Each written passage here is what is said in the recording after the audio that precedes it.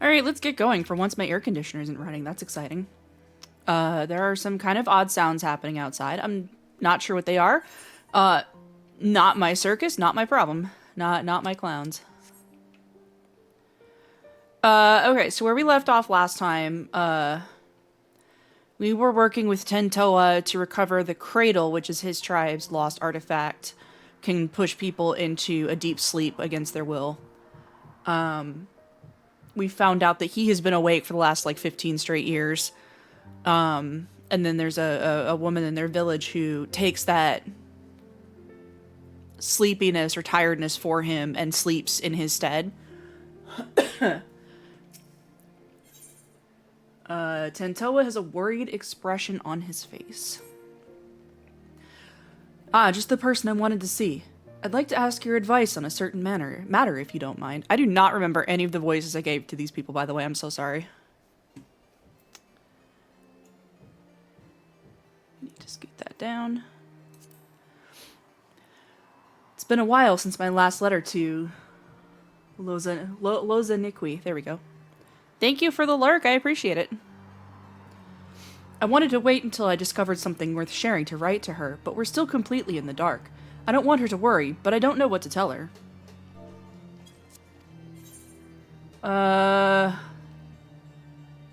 Tell her you're in good spirits. That will suffice. Just let her know you're doing okay, buddy. You might be right. Silence might make her think something terrible has happened. Excuse me. Alright, I'll start right away. I may not have much time left. Oh, don't misunderstand. It's nothing so grave as that. It's just, the last time I used the cradle was just before it was stolen. Luckily, I'm still as alert as I've ever been, but it won't be long until I must dream like any other. That will give Leofine free rein while I'm helpless in bed. There is no quarry more dangerous than one who doesn't sleep. We have to see this through before that happens.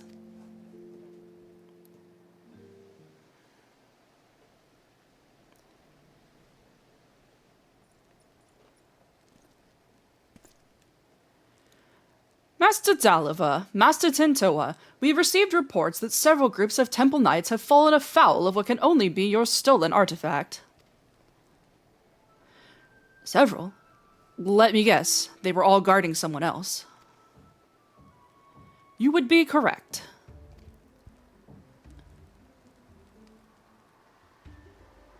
It is the duty of a knight to protect those who cannot protect themselves.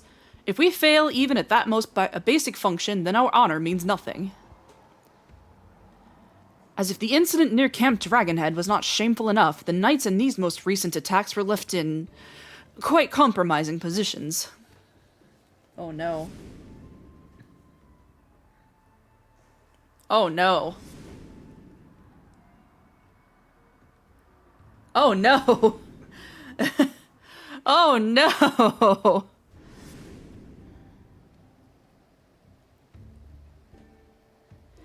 Yet the weight of embarrassment is a trifle compared to the guilt we would bear if any innocent came to harm. The Fury was merciful in that respect, but we would rather not see these incidents repeat. Still, while the Temple Knights must work to repair their reputation in the days ahead, 'tis a far cry from bringing Ishgard crumbling to its knees. Truth be told, the methods of this passage of the Unbound leave me mystified. But Leofine was cunning, if nothing else. Till we can discern her true motivations, we have little recourse but to wait until she makes a mistake.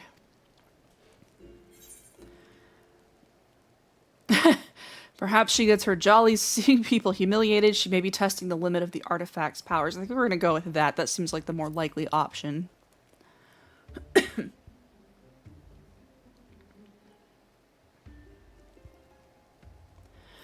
Then you suggest she has a greater purpose in mind for it, and these incidents are simply a prelude. We cannot discount that theory, I admit. We shall remain vigilant. There's no telling how much chaos she can sow if left unchecked. We have to do everything we can to get the cradle out of her crutches. Clutches? Oh my god. I had a long day, I'm tired. And to do that, we have to start asking the right questions. This new information makes me wonder, why has she focused her attention on the Temple Knights? I have pondered the same. Posted at Camp Dragonhead are knights from many houses of repute, including House Forton. Being a formal temple knight herself, Leofine doubtless knows their habits and training. Perhaps that makes it easier for her to exploit their weaknesses. Then if we follow the knights, we may pick up on her trail. It's not ideal, but it's the best we have to go on. Well, a large contingent of knights has but recently been dispatched to Kurthis. You remember Gorgon Mills, right? It has lain abandoned ever since the heretics were driven from it.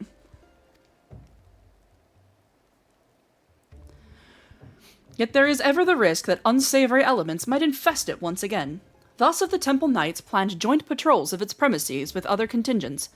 If you would speak with Sir Redwald at Falcon's Nest, I am certain he would be glad to have you along.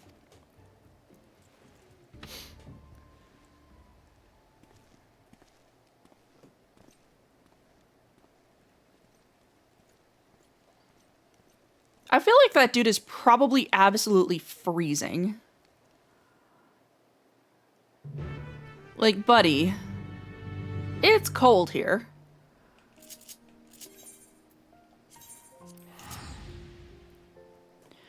Alright, let's head to Falcon's Nest.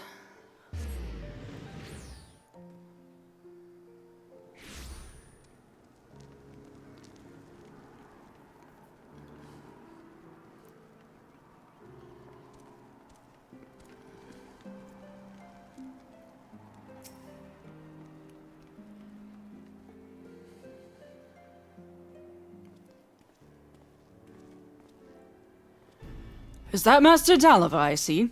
Of course you are ever welcome in Falcon's Nest. Yet I believe I do not know your companion here. This is Tentoa. He's from Tara. Indeed, whispers of the Temple Knight's humiliations have reached even us here. Falling asleep while on duty? I dared not believe the stories, but it seems there was truth in them after all. They fell asleep, true, but it wasn't their fault. We suspect they fell victim to an enemy wielding a powerful artifact. Now, the rumors failed to mention anything like that. If it can lull even trained warriors to sleep, then we must treat it as a serious threat. Nevertheless, if one knight falls, another is always at the ready to take their place. So long as this artifact cannot put an entire regiment under its spell, I believe we are well positioned to combat it.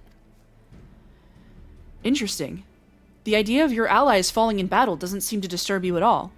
Where I hail from, a single warrior is responsible for the safety of his entire village.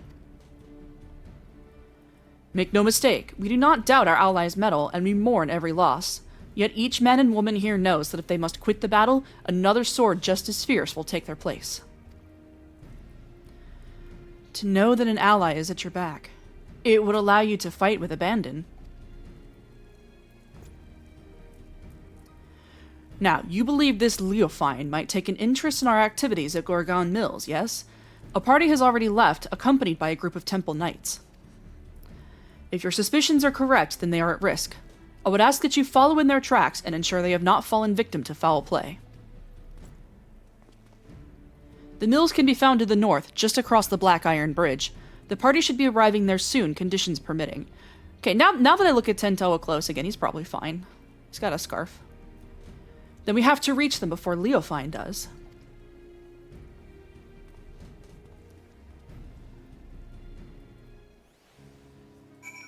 I am going to use this, which a friend of mine very generously gave me. Hi, Sarah, welcome. A friend of mine very, very generously gave me a code to the King Pork Sea Mount from the Gongcha collaboration. So we're going to be using him today. Pardon me. I hate Kurthis Western Highlands. I really do. It is easily the most depressing place in the entire game, and I've been through Ultima Thule and Zone 6 and Dawntrail.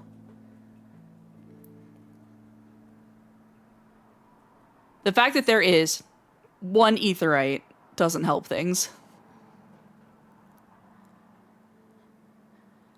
Like, this place was an absolute nightmare to get around in when Evan's Word was new.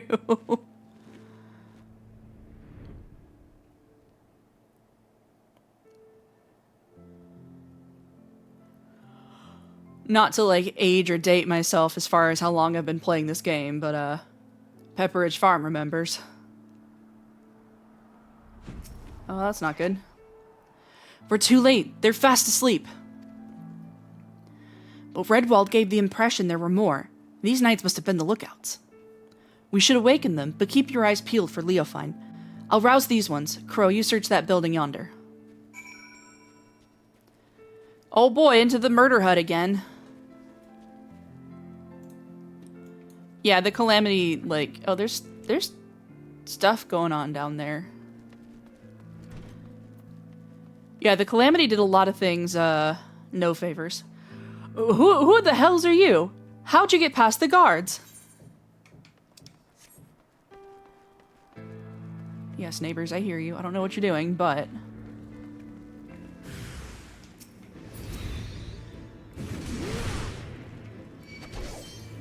Oh, I should, stance up, huh?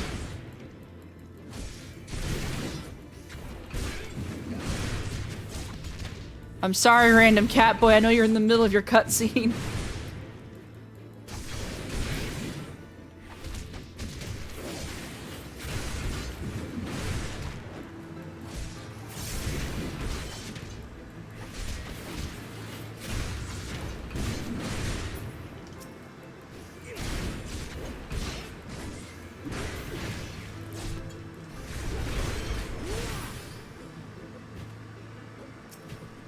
Oh, goodbye, random cat boy. I knew you well. Oh, no, you're here. You got hidden by the feature. It's you. Thank the Fury you arrived when you did. Those thugs struck when our backs were turned. I assumed the Temple Knights were protecting the entrance, so I wasn't as cautious as I should have been. Were they killed? Nah, they took a nap. They're good. Sleeping? I've heard the stories, of course, but I didn't think they were true. Whomever is behind this... I'm sure they didn't count on you showing up. For now, we shall tend to our wounds and then finish our inspection here. Master Dalova, I ask that you join the knights outside and wait until we're finished. Remember the glitch where if you left the purple ring and entered again, it would summon the enemies again?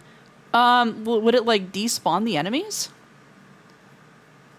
Or would it just summon more? Oh, it wouldn't just, like, summon... It would just, like, summon more? I do not remember ever encountering that. Good God. That sounds like a nightmare.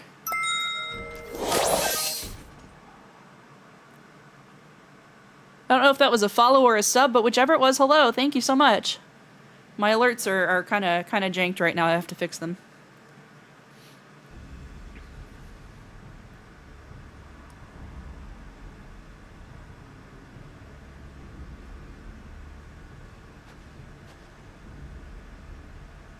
She's kind of pretty. The theme of the role quest so far has been, I could fix her. As I thought, just when I was becoming bored, I sighted a familiar face among these slumbering knights. I simply had to come and make sure it was you. You finally found the courage to show yourself. Hand over the cradle now, and I won't kill you.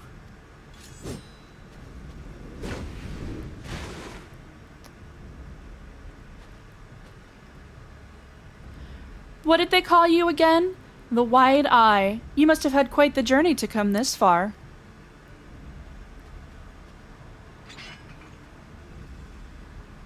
Be careful, Crow. This is our quarry. The thief who stole the Cradle of the Sleepless. This is Leofine.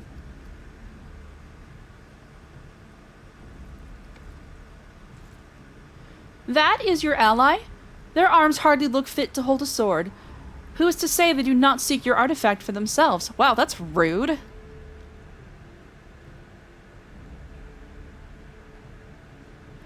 It matters not, I suppose. Before you throw your lives away, I suggest you think for a moment. Is the cause you fight for worth the sacrifice? So few of us know true freedom. If there is aught you would grasp with your own hands, do so before they wither and your eyes shut for the last time. The codes and rules that would bind men are mere illusions. Open your eyes, truly open them, and you shall see a path all your own. Only a fool would waste their life in the struggle of another. Quit spouting nonsense. Nonsense? Perhaps. I am here because of another, after all. Apyahi, who came to me at the height of my debauchery and welcomed me into her devious brotherhood. She guided me to great power, yes, and now I lead others upon the unbound path. Yet truth be told, I have little interest in seeing where it ends. To tear down the world's nations, Ishgard among them, and usher the world into... well, what does it matter? Yet I do derive great pleasure in shaming the Temple Knights, in seeing the snickers and jeers deflate their pompous stride as they walk down the streets. If this artifact can hasten their fall from grace, I believe I shall keep it.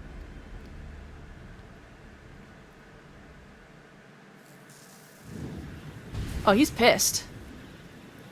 I know the path I walk, the one that leads to your downfall. And I won't abandon it. I'll take the cradle back. And then I'll... oh no! Oh no, buddy!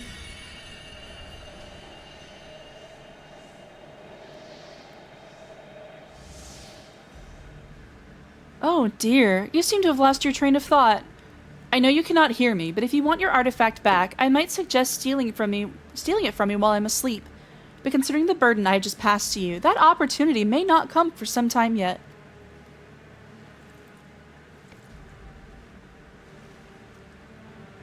Why, I feel absolutely transcendent to think the shackles of fatigue weighed so heavily. Girl, same. I get that.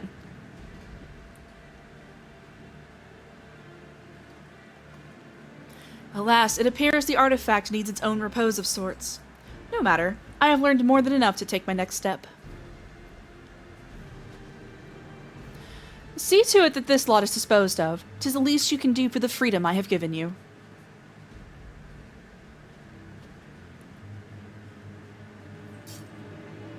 Oh, okay, here we go.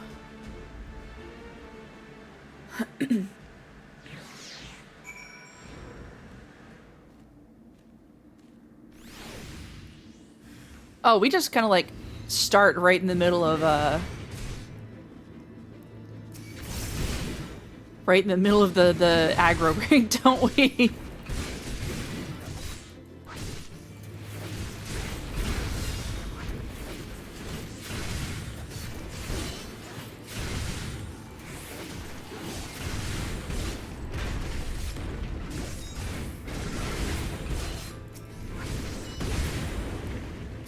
Oh, I love that. That is so cool. It's the first time I've gotten to do that whole combo. Come on, buddy. Rise and shine.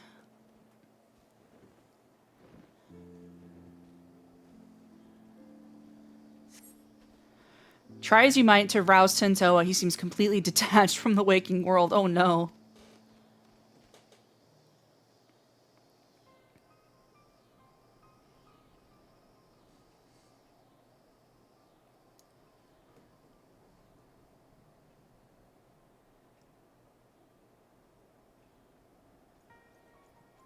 At least he's still alive? It looks like you've saved us twice today. Thank you. But what of him? Fast asleep, just as we were. Could this be what Sir Firmalbearer warned us of in his report? Yep, it sure is. I see. Then those stories are more than just wicked rumors. I suppose there's some small comfort in the fact that our enemy tipped their hand without causing loss of life. Yeah, Firm Albert. I love him. I'm so glad he's finally getting, like, at least a side story. While the drowsiness made my eyes heavy, my ears could not mistake Leofine's arrogant voice. If she would not scruple to attack former comrades in arms, then she has fallen farther than I had dared imagine.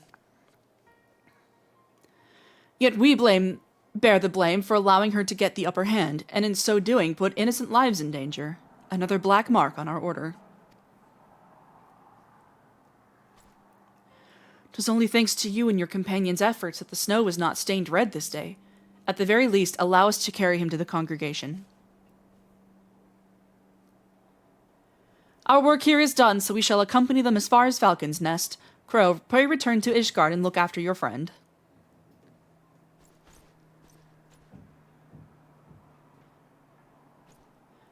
I do apologize too. My AC, I have a little portable that's going to be going off and on very intermittently because it's finally cooled down a little bit. And that does kind of catch on the microphone. I apologize for that. It gets very hot in this office though otherwise.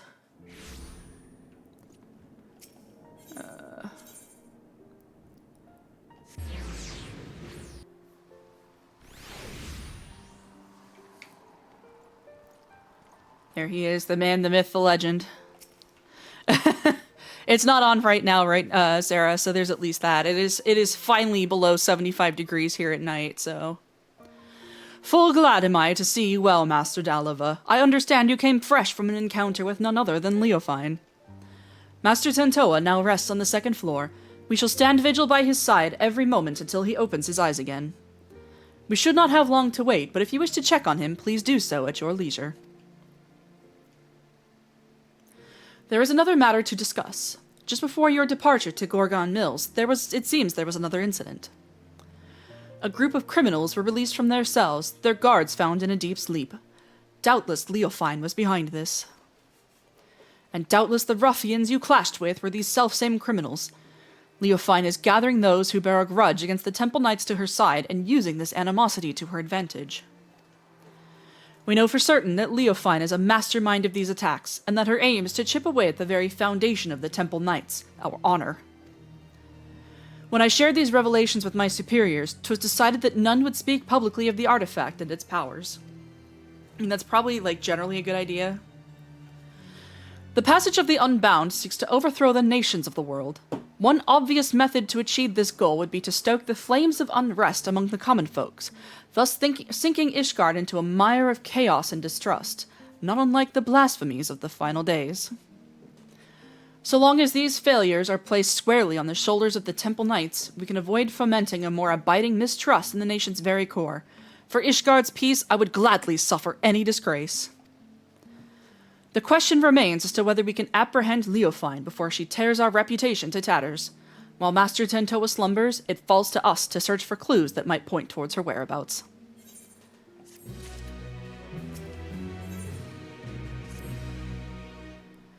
Leofine remains as elusive as ever. If she is in league with Ishgard's more unsavory elements, she could be hidden anywhere. We have only her cryptic statements to guide us.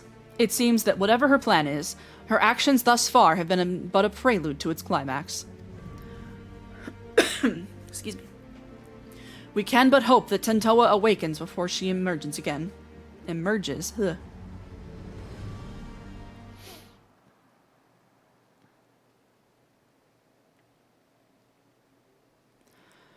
Crow, there you are. Hilda? Oh, no, it's, the gal. The gal with the name. Lozanique, that's her name. I'm so glad I found you. I was just starting to think I was in the wrong city, but the narwhal guided me true. Oh, you must be the maiden Tentoa mentioned. You hail from the same village, yes? I am Firmalber of the Temple Knights. 'Tis an honor to meet you. Tentoa wrote about you in his letters. I'm Lozanique, and the honor is all mine. What earrings are those? Those are so cute. Is Tentoa with you? I haven't received a letter from him for some time, so I came here to check on him myself. Well, you see, that's the thing.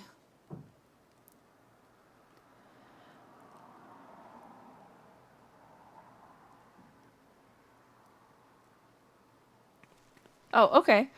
She has a huge crush on him, if that's not obvious. We have an ad break starting in about 1 minute. I will remind again when we get close. You insufferable fool! What have I always told you about rushing ahead without thinking? Now you even have the gall to be sleeping when I arrive. You promised you'd write to me. What was I supposed to do when the letter stopped coming? I was so worried. Oh, poor thing. And at least I can take some small comfort that he appears otherwise unharmed. I take it you're to thank for that, Crow. He told me that you were the shut eye. This ad break is starting in about 10 seconds. I will pause the dialogue at that time. Yes, that's right. For 10 years, I bore his fatigue, and as a result, my body is more fragile than most. And the ad break is in 3, 2, 1. For those of you who are subscribed, I'm going to take this moment to talk about Extra Life.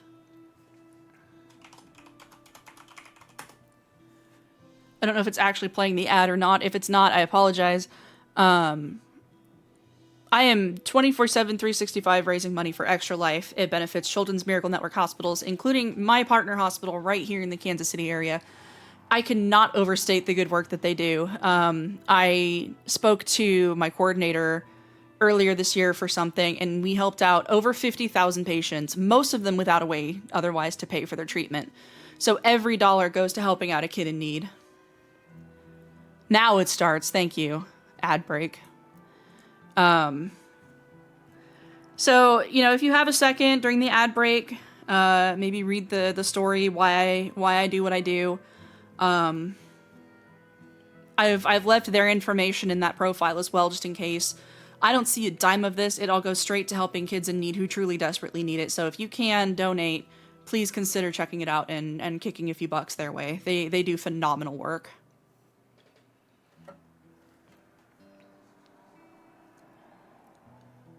Okay. But since arriving in Tuliolol, my life has become normal. As I've walked the city's streets and eaten my fill of its food, I've felt my strength grow. I can even stay awake for a full day now. Do you know why Tentoa sleeps so soundly? The reports of other incidents indicated that those affected awoke in a matter of moments, yet Tentoa shows no signs of stirring. Well, I'm sorry, I can't say for certain. But I do know the stories of those who came before me. More than one shut eye has fallen into a sleep much like this. One so absolute that they became deaf to the outside world. With no means to sustain their bodies, they would waste away if left alone. So our people found a mixture of herbs and other materials that helped usher the shut eye back to the waking world. What could possibly be strong enough to bring someone back from this? We call it spring dew, and the secrets of its making are passed down through generations. Each drop acts as a ray of sunshine in the darkness of sleep, a beacon for the dreamer to follow. I carry some of the ingredients on my person, but others must be gathered fresh. It won't be an easy task, but I'm certain it will save Tentoa. I don't know their Eorzean name, but one of the flowers blooms a striking yellow and only grows where mountain peaks soar above the clouds. Being so close to the heavens, it drinks in the sunlight, and its petals cleanse the body and promote wakefulness. In the churning mist blooms a yellow flower called the dandelion. In no other place in Eorzea can one be closer to touching the sun. Good. Next, we'll need the saliva of a beast we call morbles, and the thicker it is, the better. The pungent odor could wake the dead. Ah, I know them well. Morbles are not an uncommon sight in the Dravonian hinterlands. A mature specimen should possess saliva with the desired effect. The prospect of gathering, however, is an unenviable task. Once we have those two ingredients, mixing them with the rest should be a simple matter. Do you think you could procure them, Crow? Yeah, I got this. Oh, your confidence is reassuring. Since the morble saliva must be the fresher of the two, I ask that you first climb into the heavens and pick dandelions for Tentoa.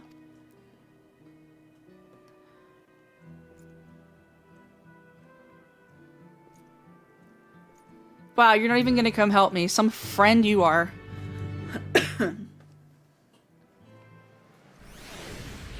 There's the AC. Should probably see where I'm going first.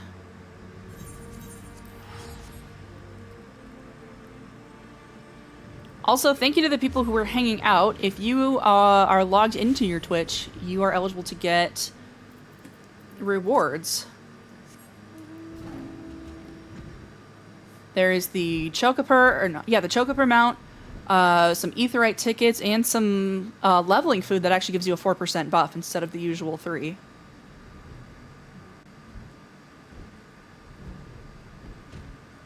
So those are pretty nice. Let's see. Sun-drenched dandelions.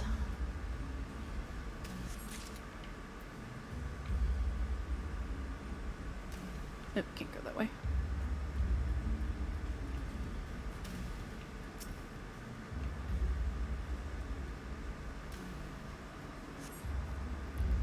The sun-drenched dandelions shine an almost golden yellow. Now for a much more gruesome task. Venture to the Dravanian hinterlands and collect saliva from the mouth of a full-grown morble.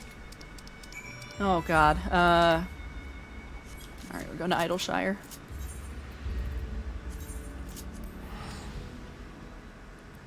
I've actually got these etherite tickets that I keep passing on from this same campaign.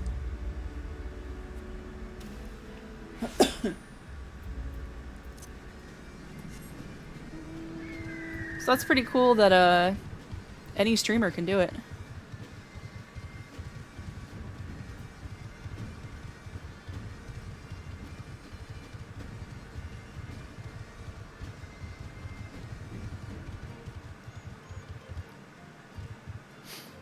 If anybody watching tonight is closer to a Gongcha than me, first of all, count yourselves lucky. I live in a giant metro area and there is not one within 200 miles of me. Second of all, please drop in the chat, how are the drinks? Are they any good? Because they always look really good in the promo pictures, but I won't get a chance to try them, unfortunately.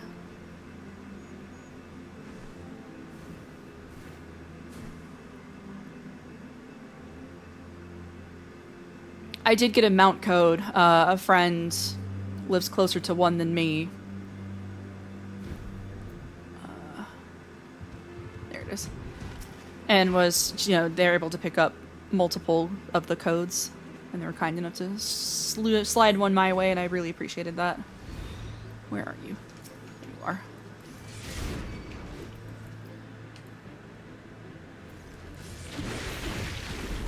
Oh, let's do this again.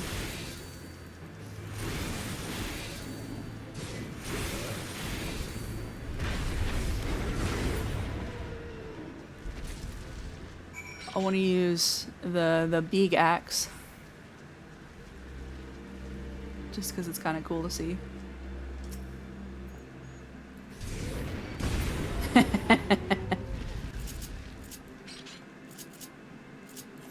Correct.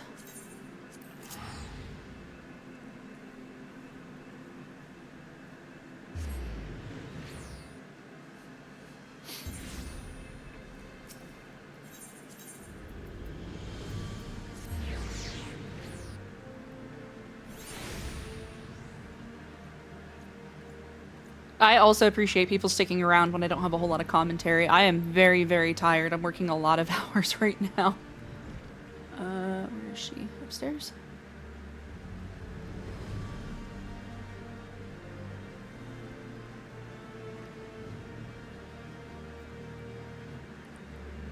I'm also very excited for Arcadian Savage. Those fights were a lot of fun on normal.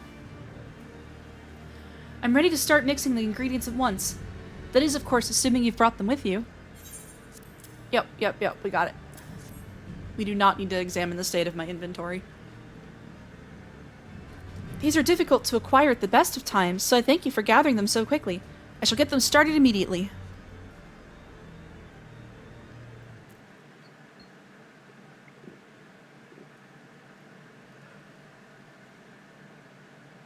Oh, excuse me. We've done all we can. Now we wait for Tentoa to open his eyes.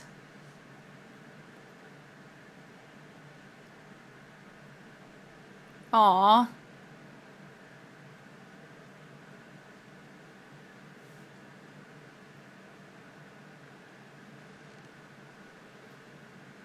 Cuties.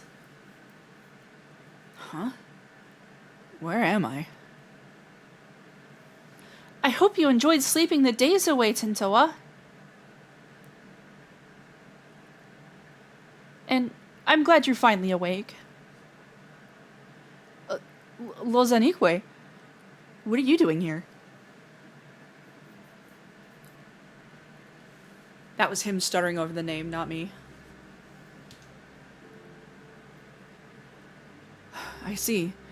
So Leofine wielded the cradle against me, and while I was tucked soundly in bed, Lozanique came all this way. Curse my weakness. Her face!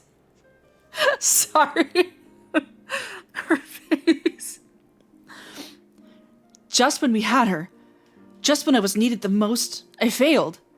For 10 years, I endured countless trials, and when the time came, I couldn't even swing my damn weapon.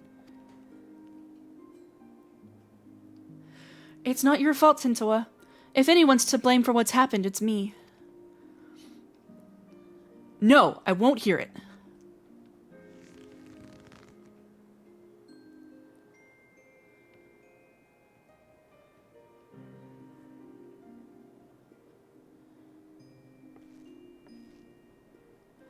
As you may know, Leofine won our trust by posing as a scholar traveling the width and breadth of Tyrol. She expressed great interest in the cradle and our customs, and I was so excited to meet an outsider that I answered her every question. I told her that the Wide Eye keeps the cradle with them at all times, and then she hatched her plan. She took me hostage to draw out Tintoa. While Lozanique was sleeping, Leofine snuck into her chamber and held a blade to her throat. I had no choice but to give her what she wanted, the cradle of the sleepless. But I put Lozanique's life before the future of our people. It was at that moment I became unfit to be their guardian. I don't think that's true, my guy.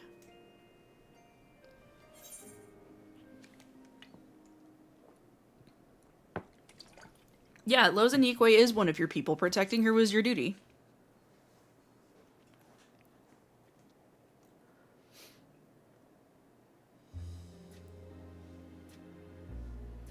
Thank you, Crow. You know just what to say. That was the only way to see a future where none of my people came to harm, especially Lozanique. Even without the cradle, you're still our guardian. My guardian. We'll find a way through this together.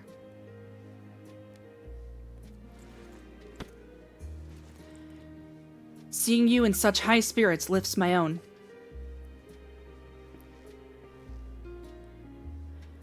Oh, and before I forget, you trounced Leofine's thugs while I was dreaming in the snow, didn't you? I owe you a debt I won't soon forget. And I wager that debt will grow larger before we pry the treasure from Leofine's clutches. But whatever it takes, I won't stop until she's answered for her crimes. Hell yeah, brother, we got this.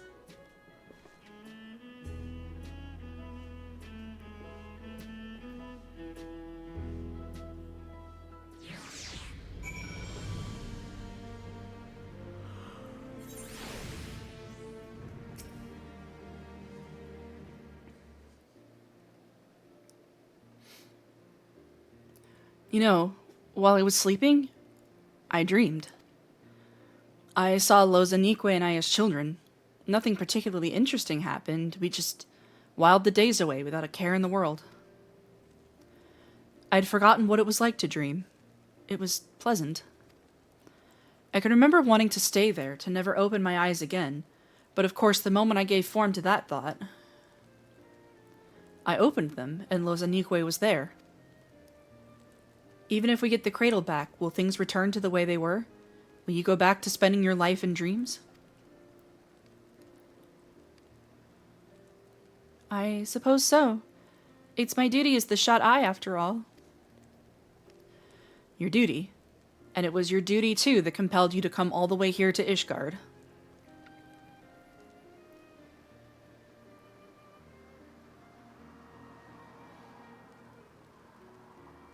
But no more. What are you saying? I tried so hard to convince myself that you were glad spending so much time asleep, but being on the other side made me realize I was lying to myself all along. I don't want to return to a life where you and I are bound together, but always so far apart. I want to go back to those happy days when we were by each other's sides.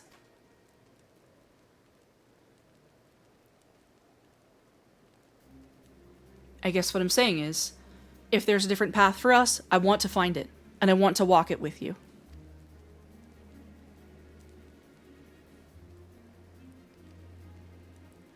But not yet. First, we reclaim the cradle, and when we have, we'll take our first step towards that new future. I promise.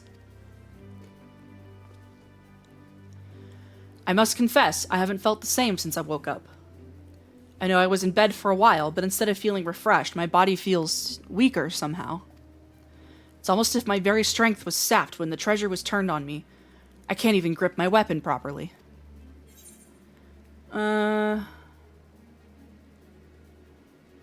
Perhaps the cradle has been sapping the ether of its target all along. Interesting. And does that mean the cradle has powers we don't know about? Not exactly. It just may mean the cradle works differently than we thought. Its wielder might not pass on their fatigue. Rather, they absorb another's vigor. Then the end effect would be the same. The cradle's wielder can go on without sleep, and the victim loses the strength to even keep their eyes open. You never took more than what you needed, so my slumber was always light enough to awaken from. But if the treasure was used without restraint... If we've had this realization, it won't be long until Leofine does too. And then it will be too late. We have to root her out. But I mustn't rush ahead blindly, as Lozanique never tires of telling me. I feel nearly as weak as a child right now. I must spend what precious time we have training to regain what strength Leofine stole from me. You have my word I won't rest until I'm in top form again. I suggest that you do the same, if for no other reason than to give me some stiff competition. Cool.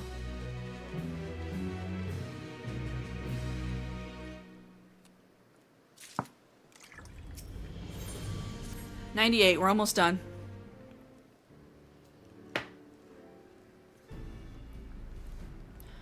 You're looking strong, Crow. Well, I'm not my old self yet. I'm feeling better by the day. I just... seems a little broken.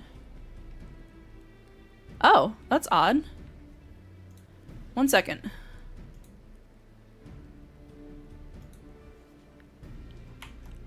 I am so terribly sorry about that. That is... for some reason, not the right link. I will fix that as soon as I'm out of this cutscene. The best way to use that link, by the way, is when I'm in the middle of something really intense, because this widget up here at the top sets off a really loud alert, and it scares the absolute shit out of me every single time. Still, there's much work to be done. I need to be even better than I was before for it to have any hope of catching Leofine. I wonder what she's plotting with the rest of her cohorts. We know they aim to topple nations around the world, but this is an odd way to go about it, don't you think? Why haven't her misdeeds extended any farther than the Temple Knights? We've pondered that same question. Our best guess was that as a former Temple Knight herself, she chose them because she knows how to exploit their weaknesses. In using her knowledge as her weapon, and she's using her knowledge as her weapon, and we need to equip ourselves likewise. If we can learn more about her, we might be able to anticipate her next move. A good plan, but I admit I have no idea where to start. Should we ask Firmalber? Mr. Firm Albert. I already have. He said that while he never knew her personally, the knights in her old squadron might be able to shed light onto her past. Some of them even now patrol the city, and Firmalber was a great help in telling me where they might be. You've been busy, Lozanique. Well, I can't remember the last time I was awake this long. I didn't want to sit around until I got tired again. And we're all better for it. Since you've gathered the information, it's only fitting I should do the legwork. Just tell me where these knights are, and I'll speak with them. Gladly, but Ishgard is still an unfamiliar city for both of us, right? Although Firmalber told me where to go, the names of these places mean nothing to me. Luckily, you have Crow to guide you. You'll go with Tentoa, right? Yep, I know Ishgard like the back of my hand, unfortunately. I knew we could count on you. Alright, take note of these locations.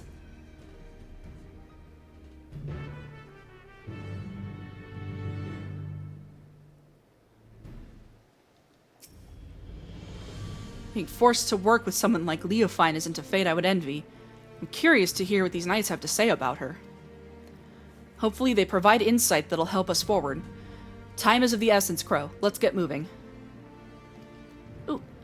It's a company mission. I think this is going to be the most efficient way. Stiff back, Larry. Me too, buddy. Right, I was going to fix the Nightbot. Hang on one second.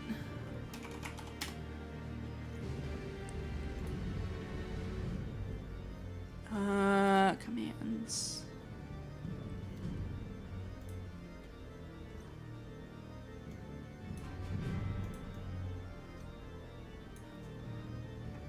Yeah, I don't know why that didn't get changed. I'm so sorry about that.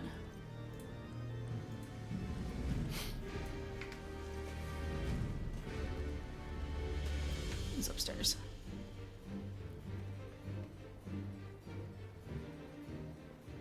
Yeah, thank you, sir. I appreciate that. I don't know these things until it's far too late, so if there's like issues with audio or anything, please do not hesitate to speak up. Now this is a rare privilege. What business could the savior of Ishgard have with a humble knight? You want to know about Leofine?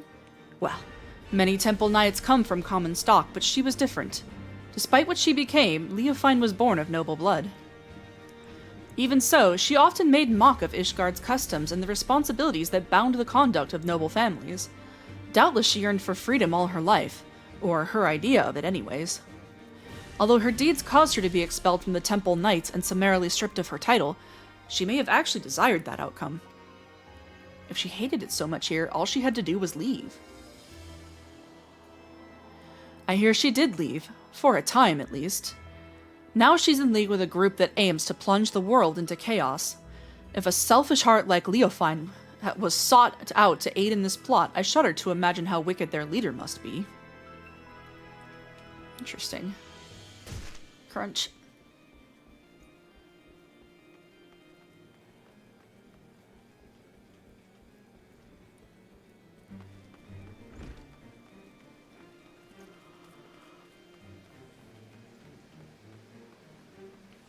So what we'll have left after this set of quests is the melee one. And I've really been looking forward to that one. People have said it is very, very good.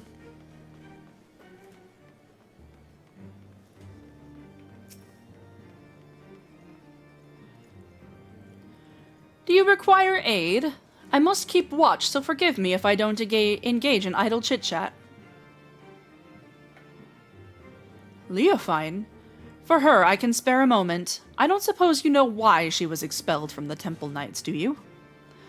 While few were her equal in swordplay, and fewer still handled their mounts with such grace, she oft spent her nights carousing in the gambling halls. It was after just such a night that she fell asleep while on duty. Some may call it a cruel twist of fate, but dragons attacked her charges as she slept, and they were left defenseless.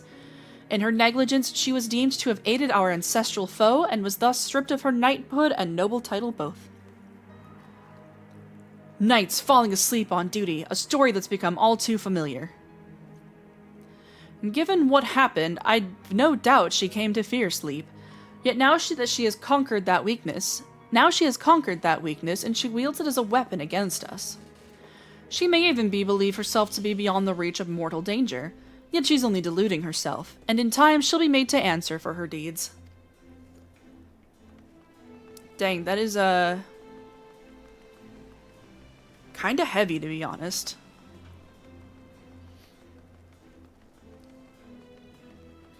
Ooh, a conversation spot.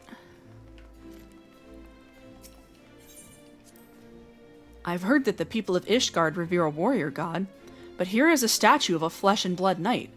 I've never seen such a thing. My people make no figures or depictions of our departed, fearing that such objects would keep them from finding their way to the next world. That's the statue. The only idol we keep is the cradle of the sleepless. And thanks to its blessing, a wide eye has always watched over us. So our reverence is devoted solely to the narwhal.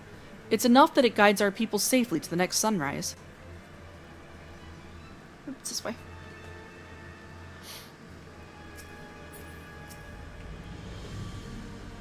All is quiet. Even so, I must remain vigilant. Leofine, eh? A name spoken of in hushed whispers now, but many have forgotten her strategic genius. She had a singular talent for achieving victory in battle by whatever means necessary. Genius? Maybe we're just too dense to see how her actions would cause Ishgard to collapse. Given that her group seems relatively few in number, an assault on Ishgard is unlikely. Rather, I think her aim is to chip away at the people's trust in Ishgard's foundation, and by the absence of a few vital bricks, bring the whole nation tumbling down. The thought gives me worry. Even now, representatives from Ishgard are preparing to visit Oxundu in the Sea of Clouds. If anything were to go wrong, it would be a grievous blow to Ishgard's reputation. As we saw at Falcon's Nest, certain elements that oppose our nation see friendly gestures as a chance to spark conflict. Given recent developments, Sir Handaloo has been debating whether the visit is a wise choice. Well, we have a general understanding of what drives our adversary. Stories that paint a picture of a rotten, conniving soul. We know enough to guess her next move. We don't need to. We don't need to bring Amric into this. He's on vacation. You're right. Whatever her ultimate goal may be, it's clear she has an almost blinding focus on shaming the Temple Knights. And this, what did he call it? A delegation? May prove an irresistible opportunity. Finally, we have knowledge to use against our enemy. If we all work together, we might be able to trap her. We haven't much time. Let's return to the congregation and tell this Handalo what we know.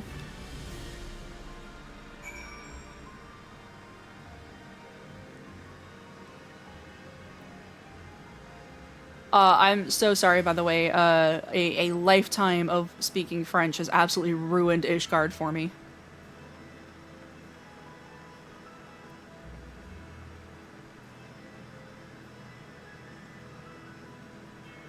Like, I both love and hate these names that show up.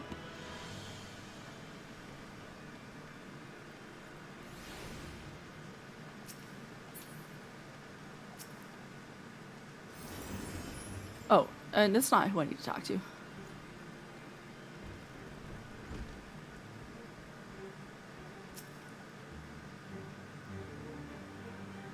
I mean, I don't have really much opportunity to speak it anymore, so I'm pretty rusty. But yeah, I grew up speaking French as a second language. My parents wanted my brothers and I to all know a second language, and I picked French as a little baby kid. And, yeah, I took lessons all through grade, middle, and high school. And I used to be pretty fluent in it. I'm really probably not anymore, but... You are ever welcome at the congregation, Crow.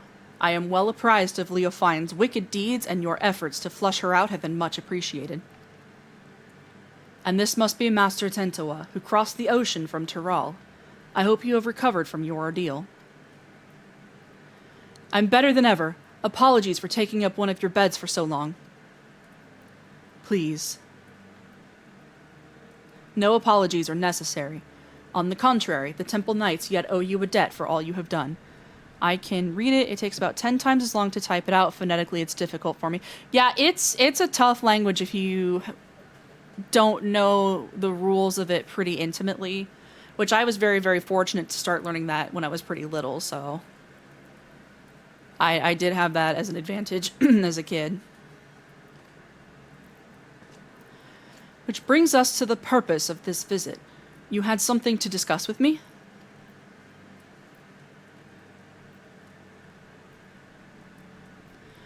I see you and I had the same doubts. The delegation to Oxundu would be an obvious target for Leofine. I was but recently debating the wisdom of moving forward with our plans. As you know, all of Ishgard falls under the protection of the Temple Knights. As such, 'tis only meet that we maintain and strengthen friendly relationships with our neighbors. The delegation in question is tasked with deepening mutual understanding of each of our unique cultures. Sonuvanu, chief of the Zundu, was most eager to host. Yet so long as the specter of Leofine hangs over our order, I fear visits abroad are unwise. Should any of the Vanu come to harm, our relations could be damaged irreparably. As we have no way of knowing if Leofine has caught wind of our plans, I am of the mind that postponing the delegation may be the most prudent course of action, for the safety of all. This could also be the perfect chance to draw her out.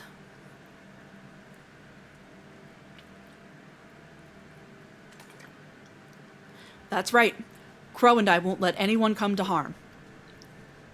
As long as you warn the Vanu Vanu in advance, they shouldn't hold the actions of a rogue— oh, that's the wrong voice— of a rogue against you. If they're truly your allies, they'll see the wisdom in your judgment. Please, send the delegation as planned. It'll be our best chance to capture Leofine.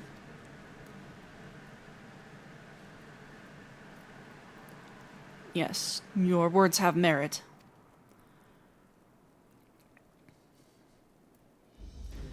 Thank you for the sage counsel. You are right. The Zundu would not stand idly by while we suffer at Leofine's hand. Ad break.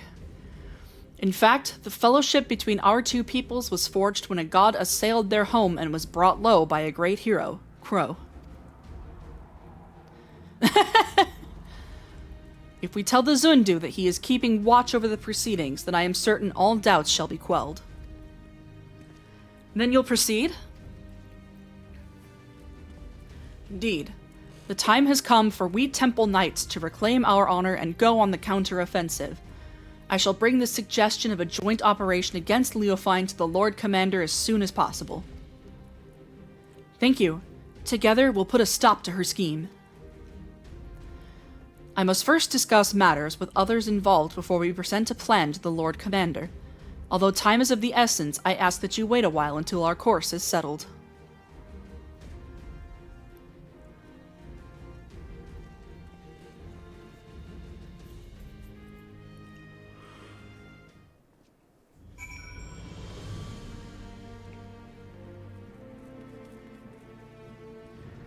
Alright, and then after this one should be the last quest, and I will snooze the ads for that.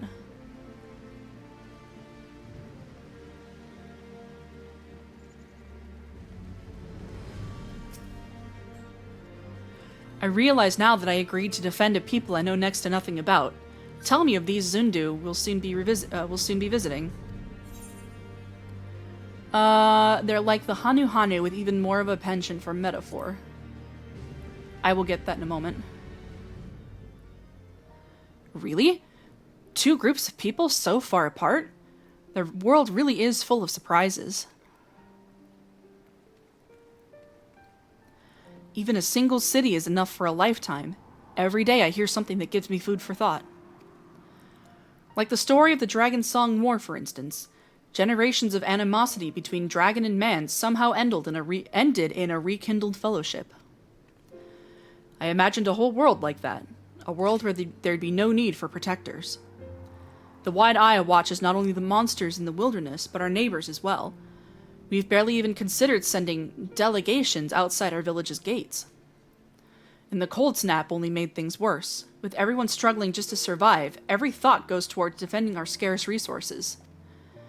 But if we only look outward with wariness, there's no hope for the future to change. No hope to build trust. If only there was a way to bridge the distance between us and greet tomorrow hand in hand. But maybe that's just a silly dream. Maybe. Either way, it's a beautiful thought.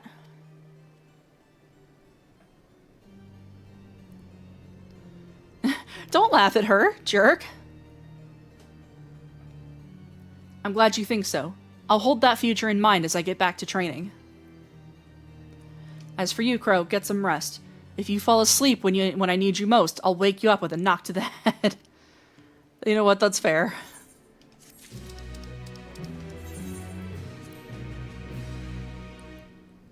Is it gonna... There it goes. Dreams of a new day.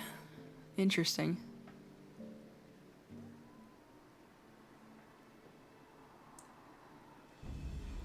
Sir Handelo still hasn't sent word. I guess the others might not be so enthusiastic about our plan. To them, the Cradle of the Sleepless is naturally still something to be feared. No matter how much faith they have in your strength, you'd be at Leofine's mercy if she put you to sleep. Honestly, I don't blame them. Not even I imagined our treasure could be used for such evil. In Leofine's hands, it is no more than an indiscriminate weapon. But that means when we get it back, we can turn it into something else. Something no one's ever thought of before. We can find a way to use it without forcing someone to spend their life in slumber. Of course, I agree with you, Tentoa, but we have much more pressing matters, namely a rogue knight to capture and a treasure to recover. Sorry, right. I got ahead of myself.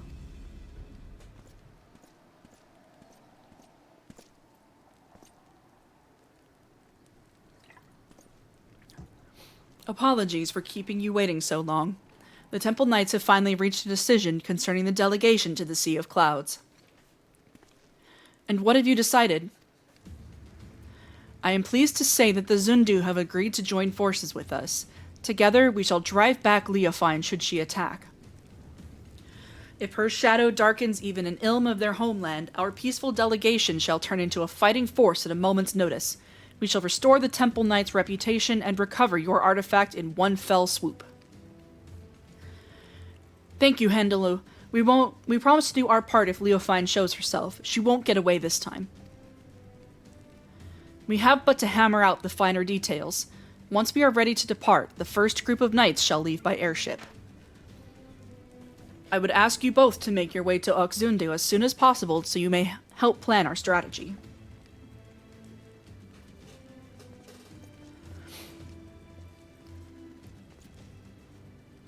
I'm coming too. I can heal your wounds, and if it comes to it, my staff can bruise as well as a club. Ah, the white mage main.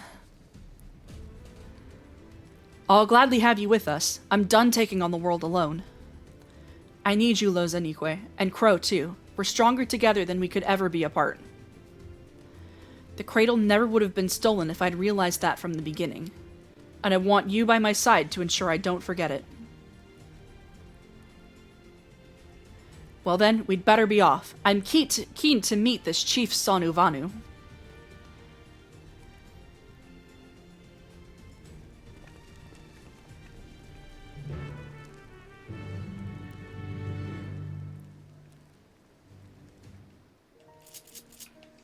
Okay, Oxundu.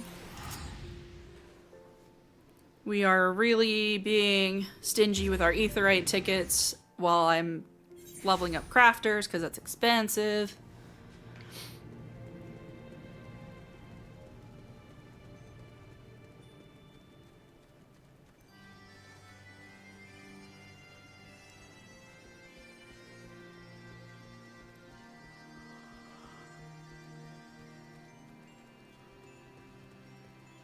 There it is. Hello, Chief Sonu Vanu.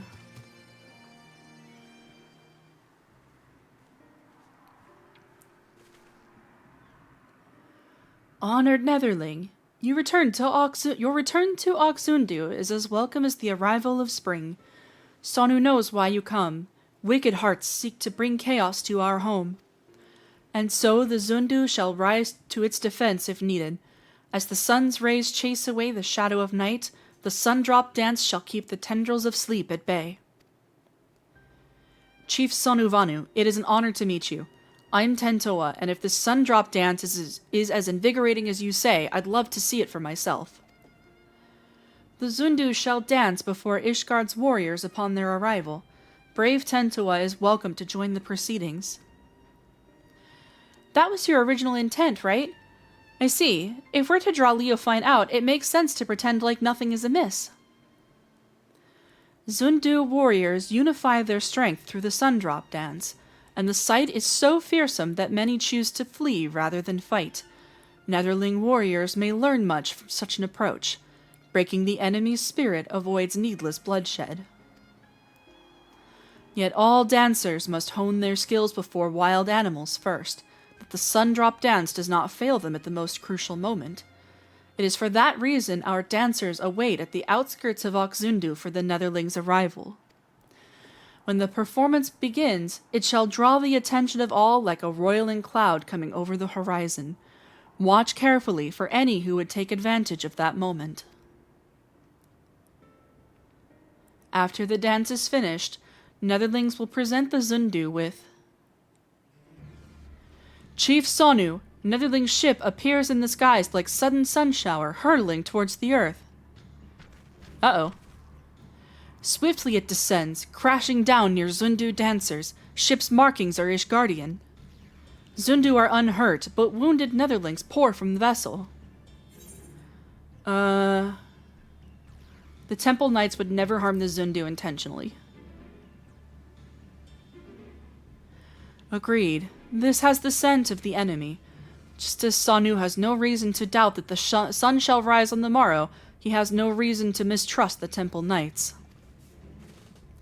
She saw right through us, and now we're on the back foot.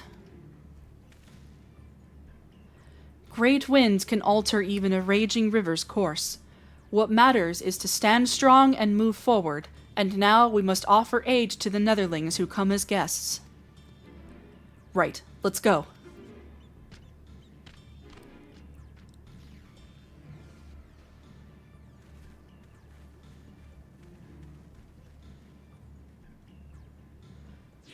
Let's go.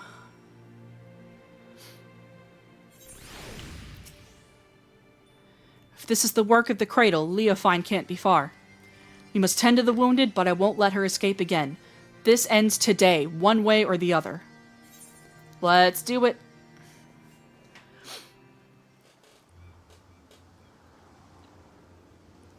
Oh no, buddies.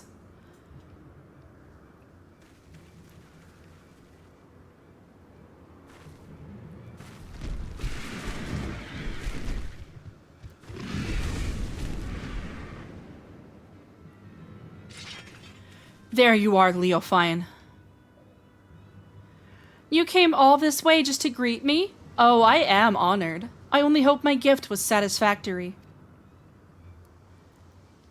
'Tis a shame you will not see Ishgard crumble. Alas, I can scarcely suffer rats to scurry about my feet, threatening to gnaw away at my carefully laid plans.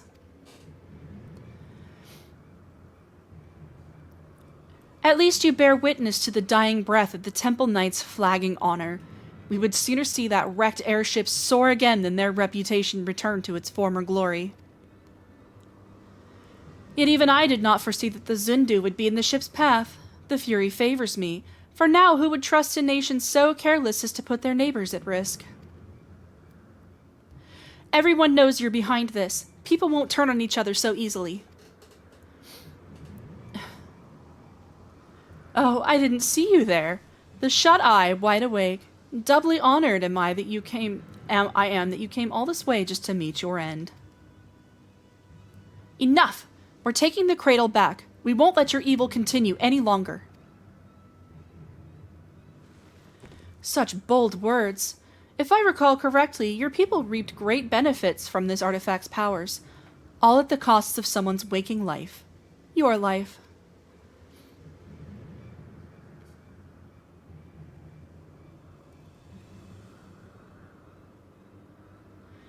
Pray do not misunderstand me. That was not meant to be a denouncement of your people. On the contrary, they have my utmost respect. We are bound by our very nature. No matter how mighty we become, we are slaves to the whims of sleep.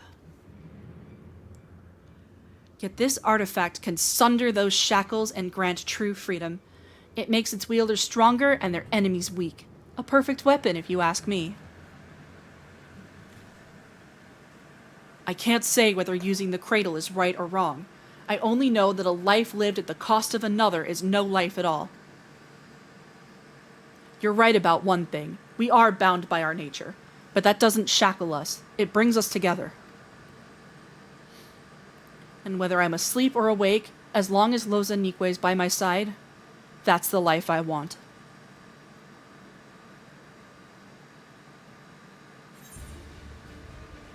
Show her no quarter. I'll be your shield.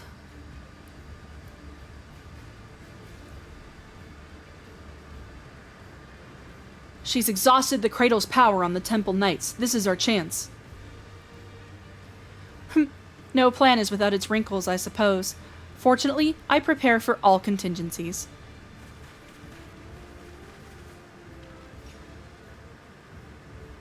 Bitch, so do we.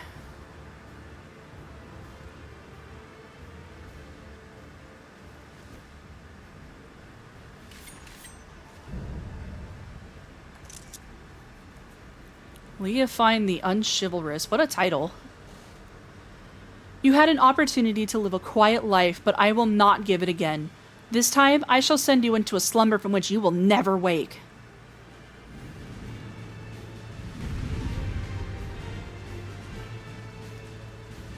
Alright, let's put her in her place.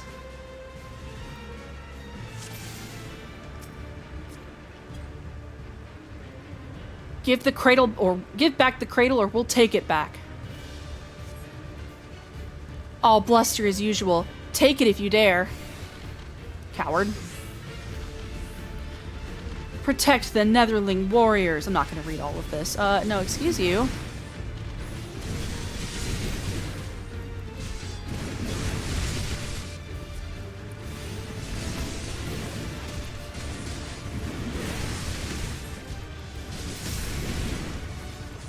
We are not going to let you take out the Zundus.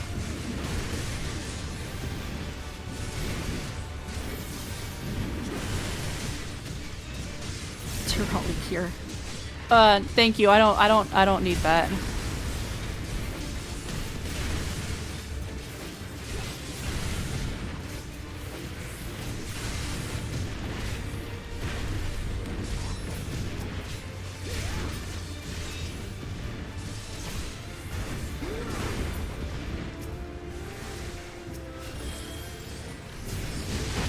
Big axe.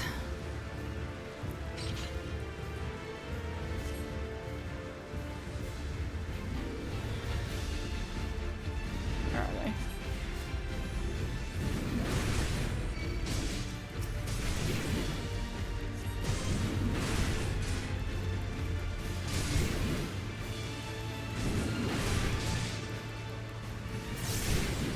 I simply think that I deserve 2 charges of inner release. I'm just saying.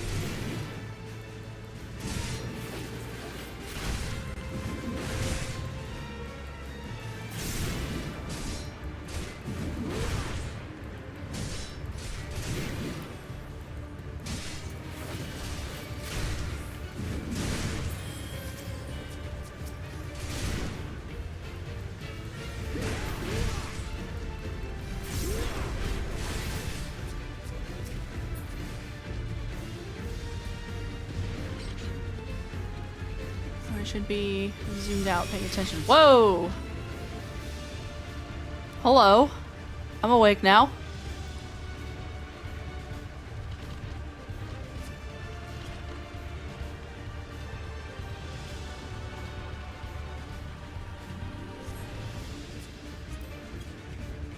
Keep cautious like Gaelic cat under stormy skies.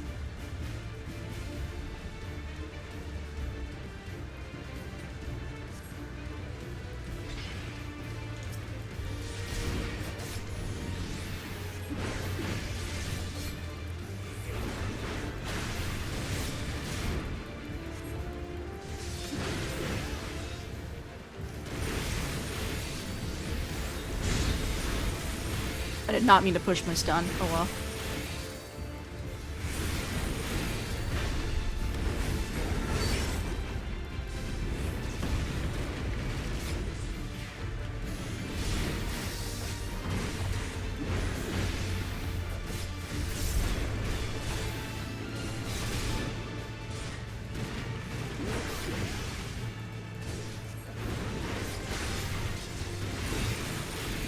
Reprise that.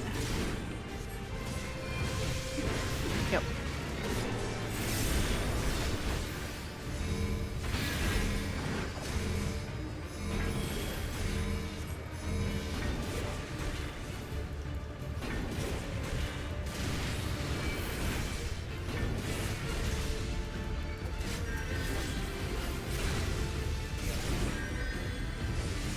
Medica 1, really?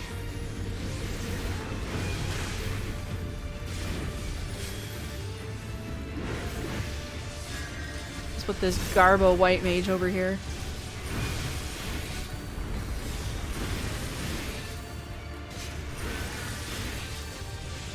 Oh, right in the middle of my burst, okay.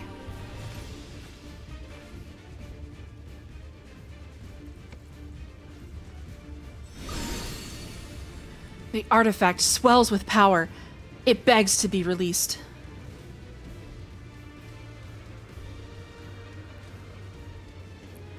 Now you shut your eyes for the final time.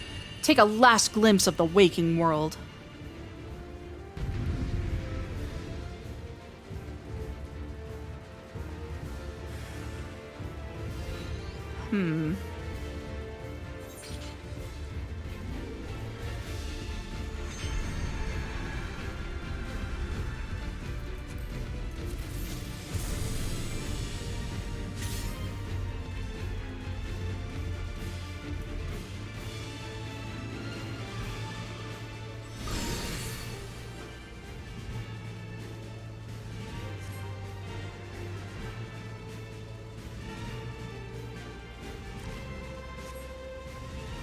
Oh, honey, he's out like a light.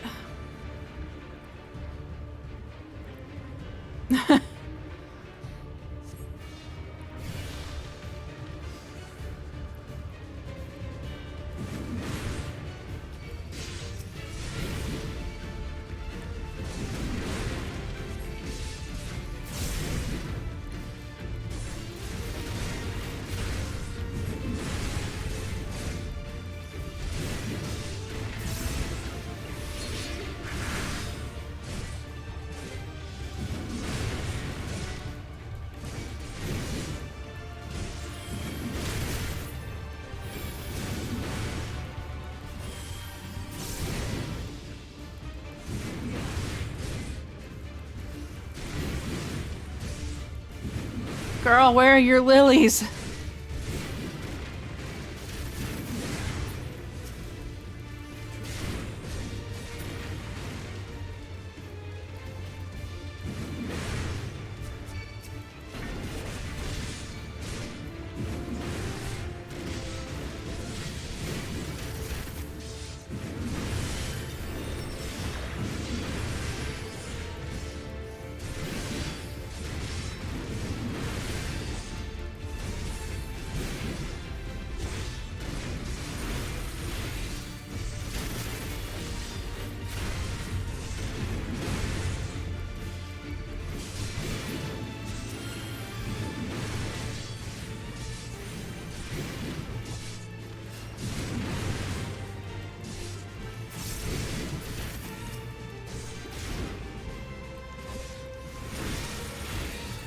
Saving my big burst.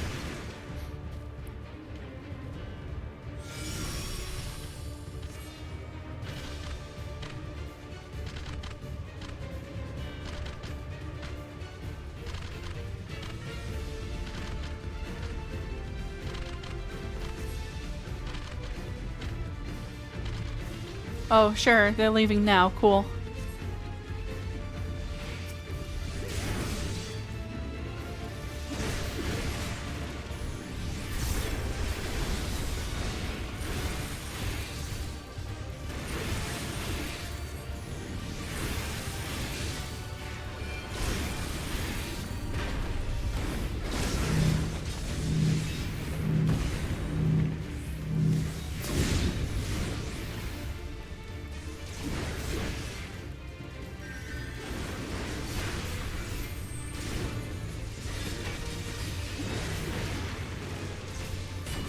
Okay, thanks for lurking. Have a good night, Sarah. Sorry, I know this is not super interesting to watch. Trying to fight and not die.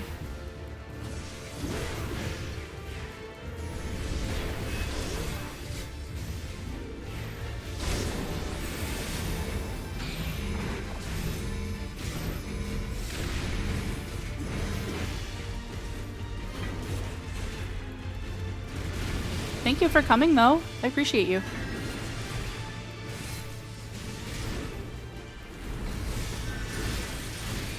Silence. Silence. Silence!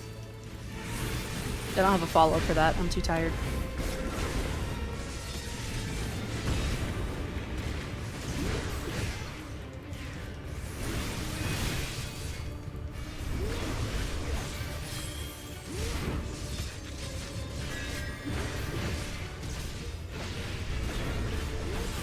Medica 1, girl, please.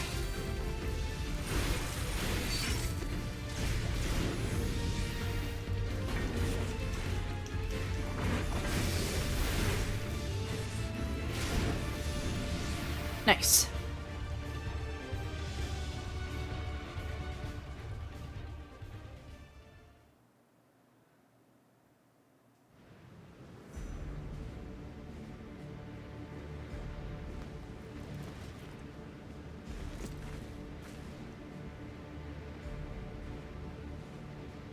Ugh, you stubborn. You may have won today, but this is not over.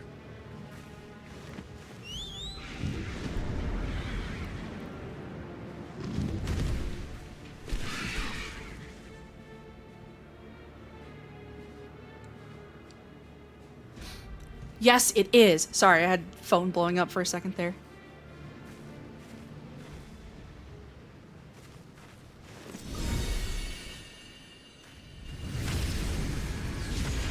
No, buddy, don't be a hero. Sorry, I shouldn't laugh. Damned fool. Now.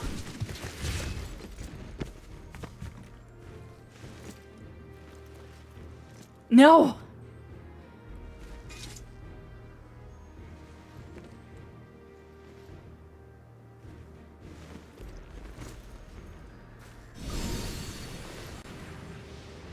Say goodnight, Leofine.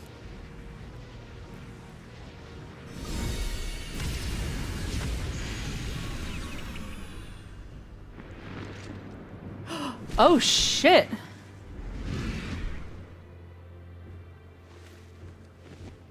Jesus, dude. The wide eye watches eternal, and eternal is the sleep it bestows. Damn, that was cold.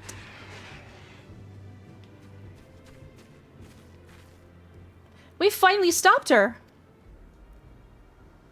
Yes, but we have someone else to worry about.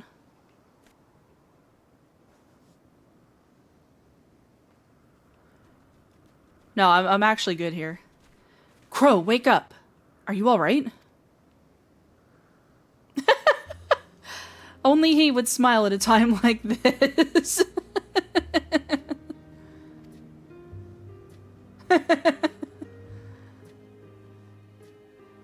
Listen, do y'all know how long it's been since my boy had a good nap?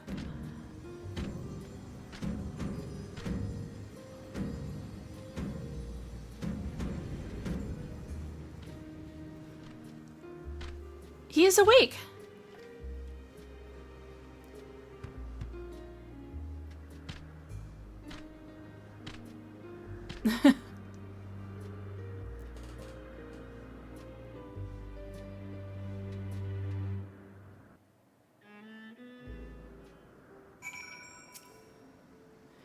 Your work is done, Crow. You did a commendable job as our shield, and now you can lay down your burden. It was thanks to your bravery that I was able to deal the final blow to Leofine. And with the cradle back in our possession, I think we can consider this expedition across the sea to be a success. The Zundu helped us gather the wounded and see them safely off to Ishgard. We couldn't have done it without you. Netherlings protect allies as fiercely as Galakat protecting kittens. Zundu were moved by your might. You were equally as impressive. I should learn the Sundrop dance myself, though I won't strike a figure half as fierce as yours. The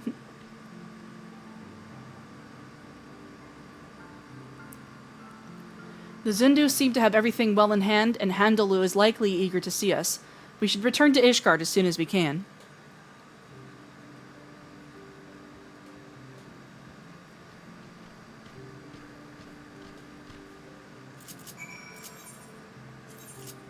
Back to Foundation. We are not using an Aetheryte ticket. Those are limited supply.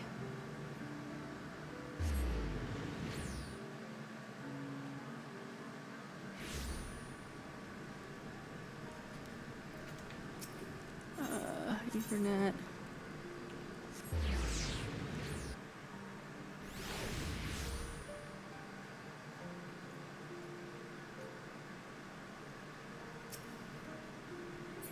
See you off, my boy, Firmal Bear.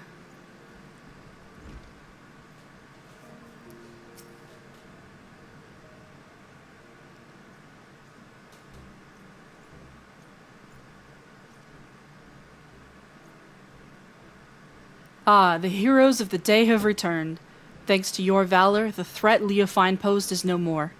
What's more, not a single life was lost. I understand where you're coming from, but a life very much was lost there. Even if it was the villains. That is definitely not a factual statement there, sir. On behalf of the Temple Knights, allow me to express my utmost gratitude to you all. You don't owe me any thanks. After all, it was my fault that the cradle was stolen in the first place. And ultimately my fault that your delegation to Oxundu turned into a melee. It may be true that our visit to the Sea of Clouds was far from peaceful, but the bond between the Zundu and the Temple Knights has only deepened through overcoming mutual adversity. Blessings often take inscrutable forms. You know what? That's very true. And while we know not whether Leofine yet lives, we do know that she can no longer reach the source of her ill-gotten power, so we have little more to fear from her. Okay, you know what? That's true. That is very true. No body, no proof. With the crisis behind us, the common folk no longer have aught to fear. We will make known the story of Leofine's schemes and the heroes who worked to foil them, and in time, I hope that trust in our order will be restored. The Temple Knights shall continue to build relations with our neighbors for years to come, relations which shall form the foundation for Ishgard's future. We would be honored if we could count you among our allies in this endeavor. Anything you need, simply call upon us. We'll be there, no questions asked. And with that, it's time we returned home. It's been an honor.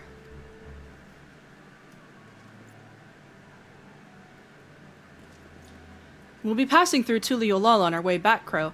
If you have business in those parts, we'd love to speak with you at Shibalyav TA before setting off. Jesus. See you soon, hopefully.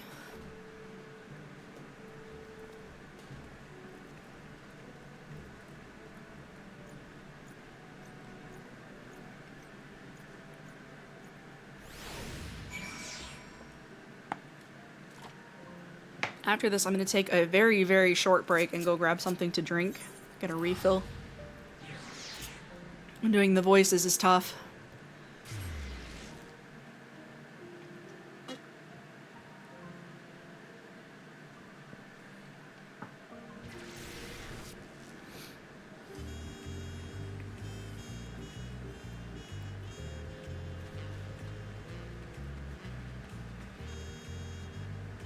Oh god, my frame rate.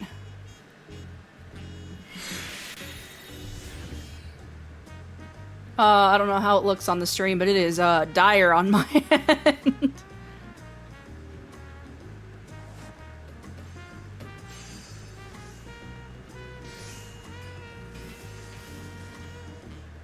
This is, to be fair, a legacy server with a lot of people on a weekend, so... Is it? Yes.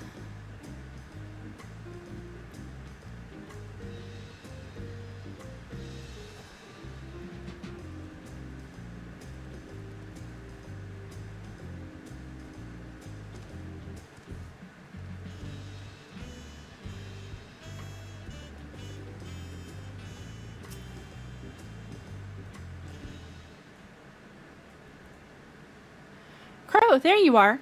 I was afraid we wouldn't see you before we left. We arrived not long ago and apprised Brooke Evu of everything that had happened. This is the longest I've spent away from our village, but even though Tuliolal and Ishgard were like entirely different worlds to me, I was only ever treated with kindness. Is anything the matter, Tensoa? Nothing, it's just... something I've been thinking about. Our people have always been self-sufficient, but the Ishgardians and the Zundu showed that looking to your neighbor can reveal a way through the harshest difficulties. And you heard, Handalu. The bond between Ishgard and Oxundu was only made deeper through their shared ordeal. To trust another to such a degree? Well, I think it's a goal we should all strive toward. We have at least one friend like that, don't we? He who bent his ears to every note of the narwhal's lullaby without a shade of fear in his eyes. Thank you, Crow. For believing in us. For believing that no matter the outcome, your actions would not be in vain. In so doing, you taught me the worth of fighting alongside allies you can trust. Even if your shield breaks, that is not the end, only protect you. Even if your shield breaks, that is not the end. You're right.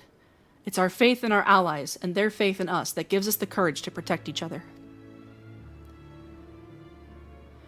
But approaching someone with open arms doesn't mean they'll accept you. The relations between our people and our neighbors have been strained by generations of mistrust, and we must take care to mend them properly. If we can do that, and learn to look towards the future hand in hand, then there will be no need to use the cradle ever again. People can sleep and dream untroubled and awaken with bright eyes. I want to see those days come to pass. Me too. Then you and I can finally spend more time together. Right, of course.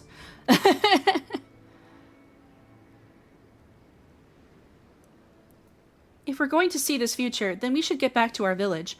They'll be overjoyed to see the cradle returned. Thank you for everything, Crow. Next time we meet, may we both have good news to share. Yeah. I hope you two do well.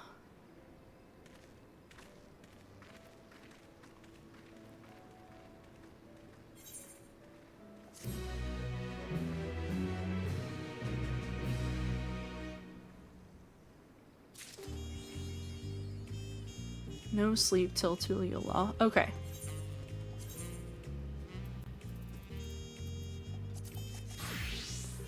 Going to equip that. I'm going to lean against the wall here.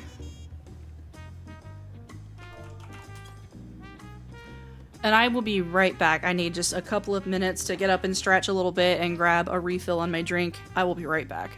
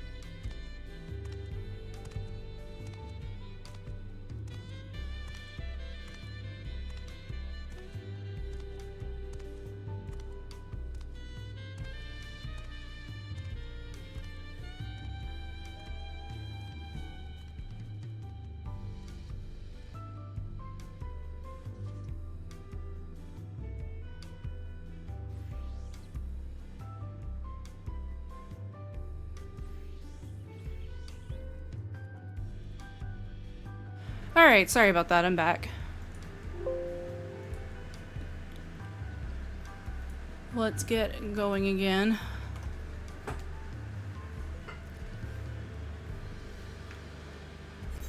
Which one is it? There you are.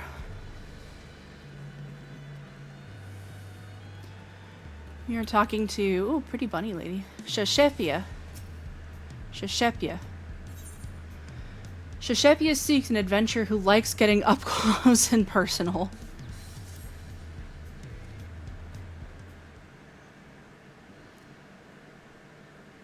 Hello there. I take it you've spoken with Brukevu. Willing to lend a hand? I am truly grateful. Then allow me to introduce myself. I am Shashepia, and I've traveled far from my village in the forests of Shaktural in search of a brave soul to help us retrieve our stolen treasure. For generations, my people have watched over the Dreamweave cocoon, the vessel in which the power of the swallowtail Tural Vidral is sealed. Before its ascension, the swallowtail warded off would-be predators by assuming the form of more threatening butterflies, poisonous ones and the like, through its skill at mimicry. So it survived, day after day, summer after summer, until the dawn of its great new existence. It became capable of taking on the form of any creature which crossed its path. This fearsome power was sealed within the cocoon, and any who possess it command the self-same abilities. Indeed, the wielder too may assume the form of any manner of beast or man they beheld. Yet this mimicry is not limited to merely physical forms. No, the wielder may replicate the talents and abilities of their target, so long as such actions fall within their ken, that is. In an instant, they may become a master of the hunt, a twin-blade wielding viper, or a savage brash, with claws and fangs to gut whomever they so please. It is this power which has protected my village from the predators of the forest. For though it grants many boons, the forest contains threats in equal measure. By donning the skins of its most formidable beasts, we've kept ourselves safe for generations. Without the cocoon, my village's very survival is at risk. That is why we have sent our foremost hunter, Itoka, to ensure it is reclaimed. She has never failed to capture her quarry, so I thought she would make short work of this ordeal. Yet there has been no word from her. I fear this may be a hunt she cannot undertake alone. It is for that reason I wish to enlist the aid of one familiar with the lay of the land beyond the Great Sea, and one whose prowess in close quarters would complement her expertise with the bow. One of the villagers ran into the thief before he fled, and said he intended to use the cocoon's power in Kugane, which I understand is the name of a large settlement located far, far to the east. Please, for the sake of my home, set out for this eastern habitation and assist Itoka with retrieving the cocoon. Leave it to me, as long as you're willing to cover my teleportation expenses. Your willingness to aid is most reassuring. You have my heartfelt thanks. Upon arriving in the eastern land, search for a Vieira woman carrying a bow and dressed in similar attire to myself. If you visit a tavern like this one, I dare say you may find someone who has seen her. I got this. My teleportation fees are not much to worry about, because, I can go for way cheaper this way. And what I can do is show off at least the front of the new exterior, too. Isn't it so cute? This will be my house forever.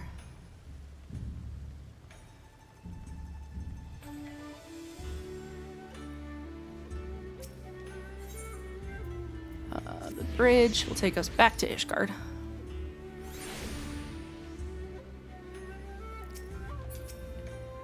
Nah.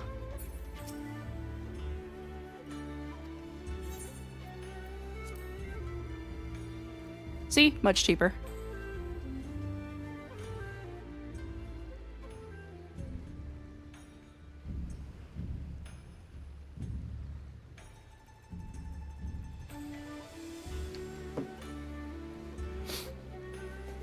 And this takes us right where we want to go, too.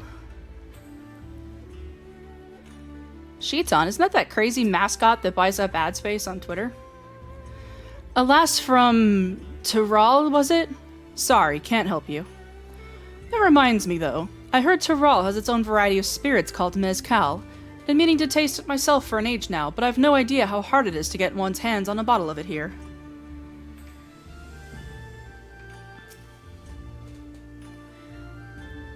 Welcome to the Shiokaze Holstery. How may I serve you? You're searching for someone? As a matter of fact, I do distinctly remember seeing a Vieira woman of that description earlier, but I'm afraid I could not tell you where she may be now. Up here, probably. Yep.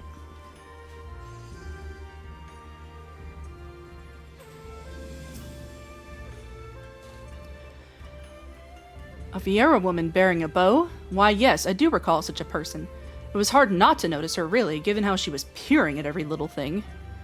If she came from distant lands to the west, no doubt Kugane is quite the unusual sight for her. With any luck, she'll still be where I saw her, in the vicinity of the Sekisegumi barracks. Alright, that gives us a place to start. Let's not get caught on the pole.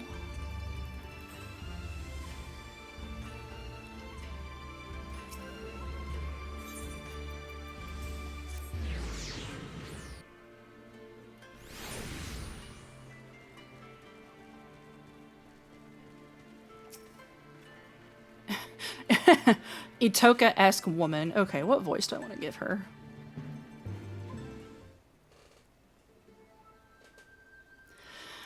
This city is simply too large for me to cover alone. Perhaps it's time I returned home. Hi. Itoka?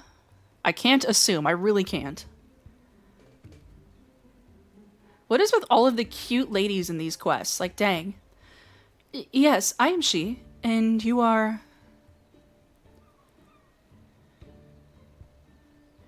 I see.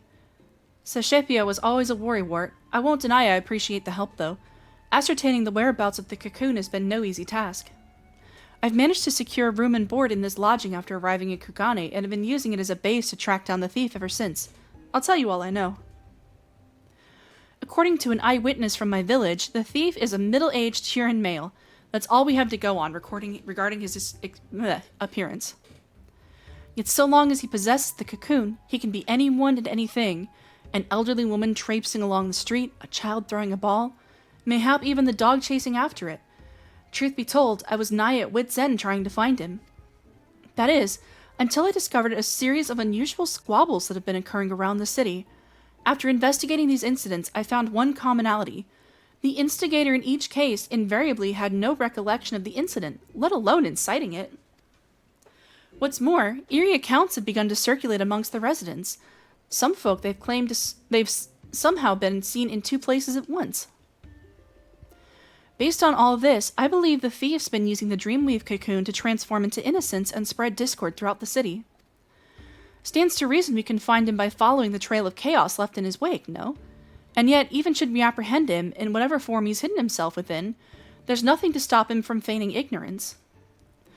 Besides a secret remedy, of course, the recipe for an elixir which can forcibly remove the cocoon's enchantment has been passed down in my village for emergencies like this. I made sure to prepare a few vials before making the voyage here. I need simply throw the solution at the suspect and the cocoon's weave of mimicry will unfurl on the spot.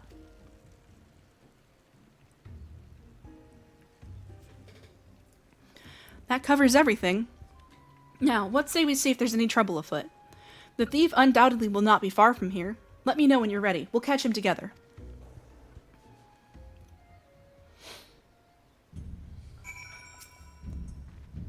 Ready to set off then? Perfect. I say we start our search with the markets. I recall a great number of people gathering in the Rakuza district, I believe it was called. Okay, Toka is accompanying me. And we'll do the conversation spot.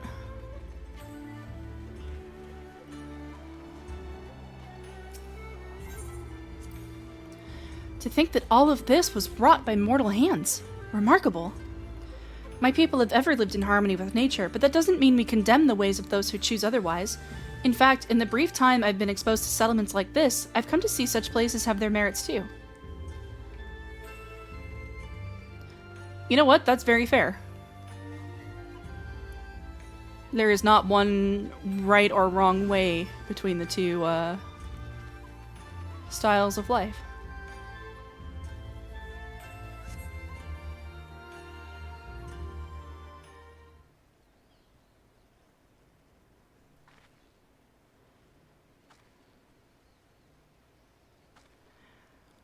Look, you thieving whore, son, I told you this isn't enough.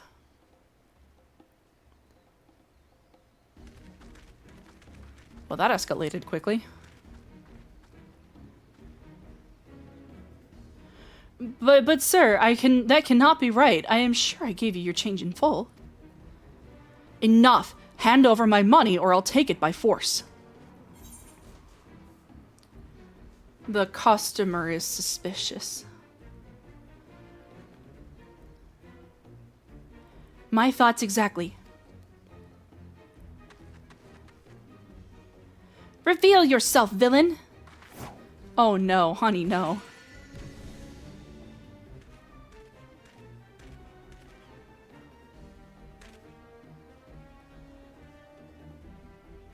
What the blazes do you think you're doing? Oh, sorry. Very, very sorry. Oh dear. 1,000 apologies, sir. I gravely miscalculated your change. I will return what you are owed immediately. I beg your forgiveness. So I kind of jumped the gun on that.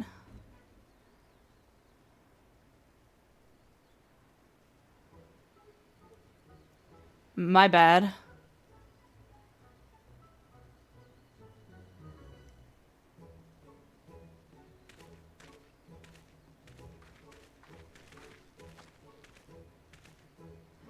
I apologize for the disturbance.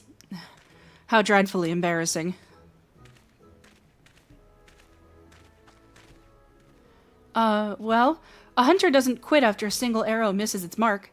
Best not to dwell on what's done, and instead focus on our next course of action. Let's see how things fare on Kokane Dori. You know what? She's right. She's right. That is, yeah, she's right.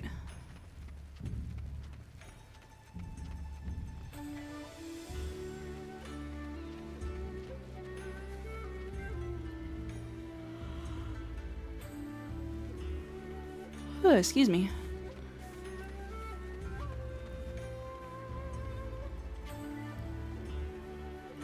I like how she's just like never takes her eyes off me. She's really cute.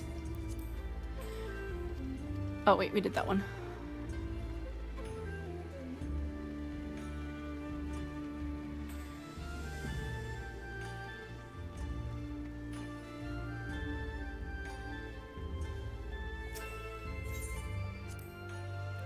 I can't believe how impossibly vast it is. My jaw dropped when I first saw it. I could hardly fathom where the horizon ended and the sea began. Before arriving in Tuliolao, I'd imagined the sea to be merely a larger, saltier body of water than the lake back home. There, we would race from shore to shore. To attempt the same here, I fear, would have fatal results. Yeah.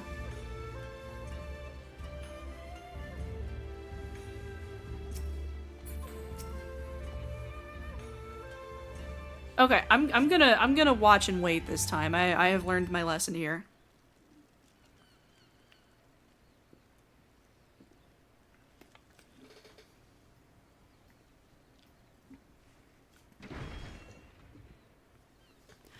I'll cut you down where you stand, you lecherous lummox.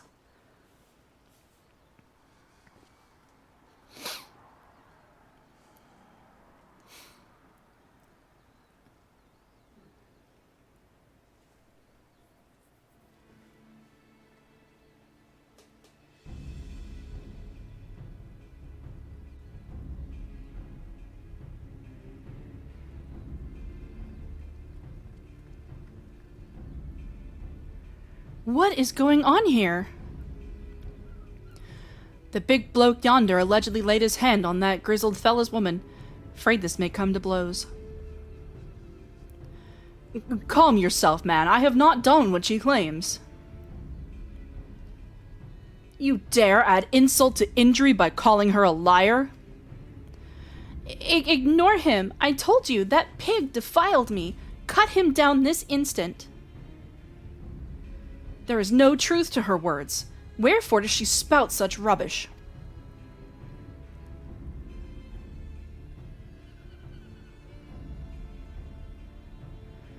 Come ye give me strength, cut the bloody brute down already.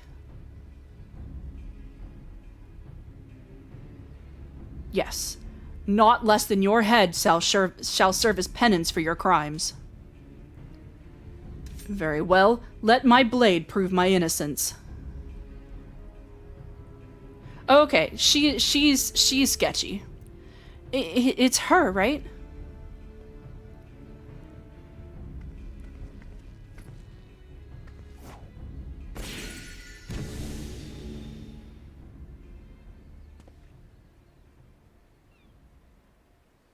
Awkward.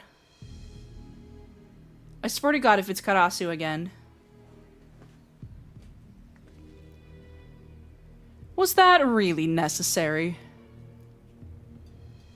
No matter. I was growing weary of this petty farce. It's time I moved on to bigger and better things.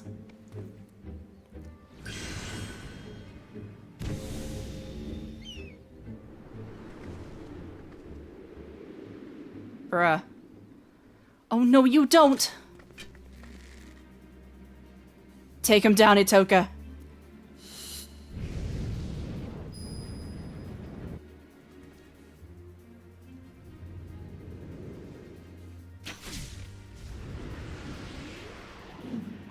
No! Oh no!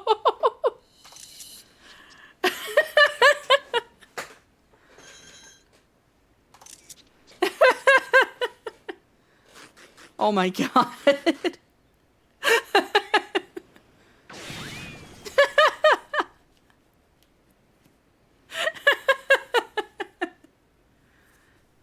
Oh my God.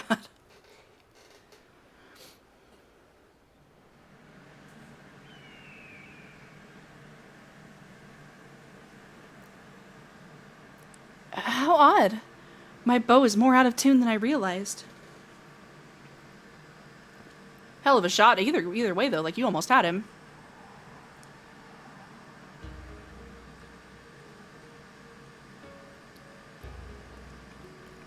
Sweetheart. Is that really you? Oh, thank the kami you're safe.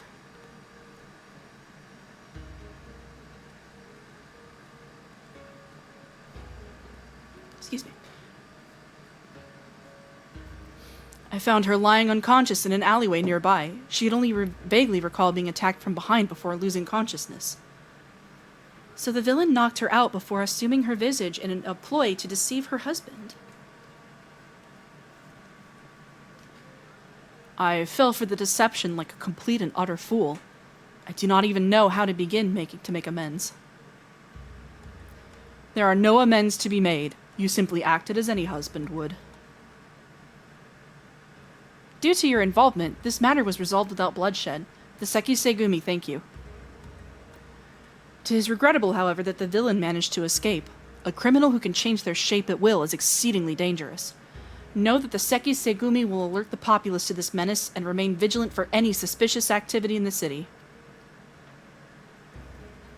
I don't know if that's necessarily the correct course of action.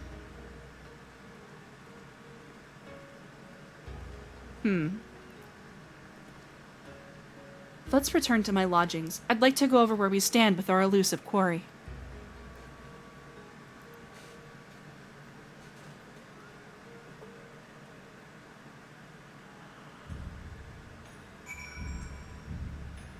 Oh, good lord, it is all the way over there.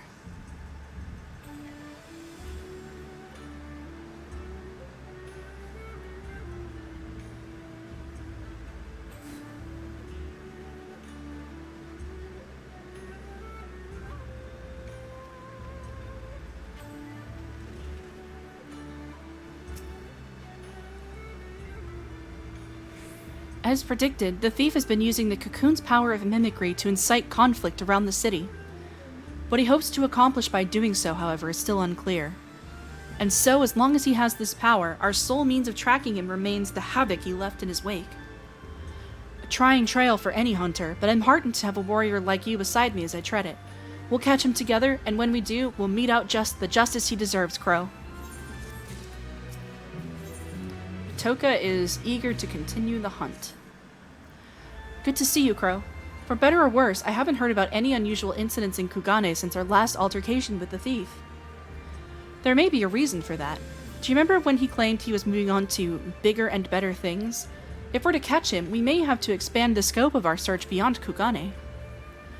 Yet, he traveled all the way from Tyrol to this eastern land for a reason, and I can't imagine he'd go too far. Do you know of any other settlements nearby? The Ruby Sea. Look to the Ruby Sea. People live out in those waters? But they're so vast. Where would we even begin? I know some people. Ah, so the Bakufu has an outpost at the Ruby Price? That sounds like the perfect place to start. Let's make our way there and avail ourselves of the soldiers' intel. If anything out of the ordinary has occurred, no doubt they'll be aware of it. Shall we?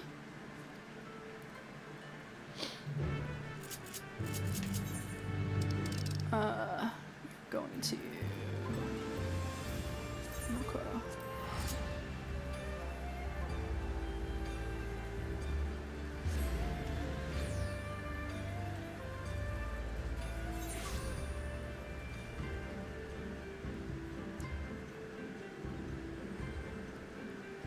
This may not have even been, like, the closest place. Yeah, it sure was not. This place also needs another aetheryte. It's okay.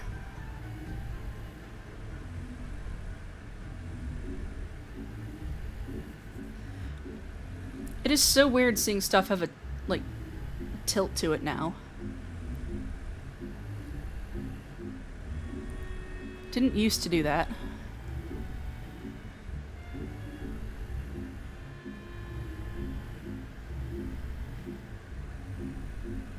I know this place hasn't gotten hit by the graphic update yet, but it is still one of the prettiest places in the game. I love the Ruby Sea.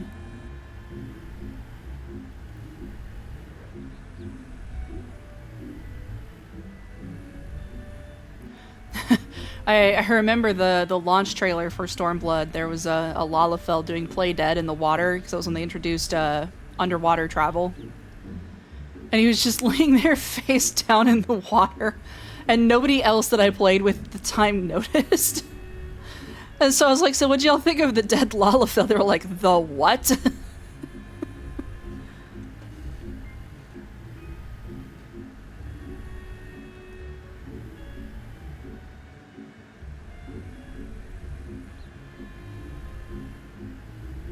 Here we go.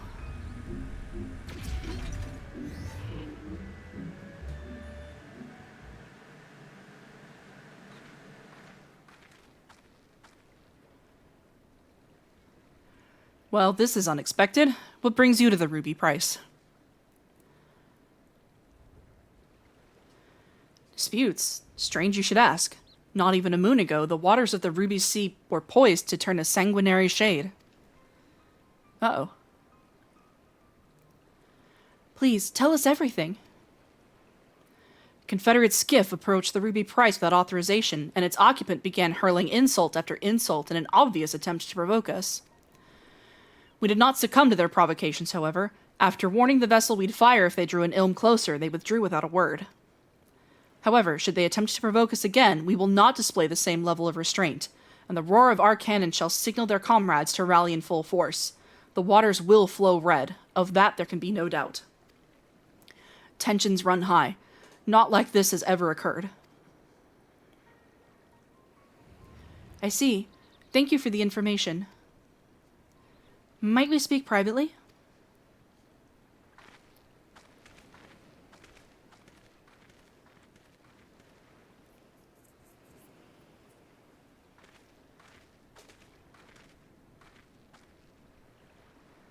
Based on the testimony just now, I gathered there's an agreement in these waters that the Confederates are not to draw near the Ruby Price, guarded as it is by the Bakufu sentries. If that's the case, then as the soldier stated, I can only conclude that the vessel earlier was attempting to incite a dispute between the two factions. Which fits the modus operandi of our quarry, wouldn't you say? Perhaps it was he who sailed here under the banner of the Confederates. Whatever the case may be, we have nothing but conjecture. We'll need solid evidence before we can alert the soldiers here to this threat. I doubt they'll heed our warnings otherwise. First, we need to verify if any members of the Confederacy actually approached the Ruby Price. Do you know where their base of operations can be found?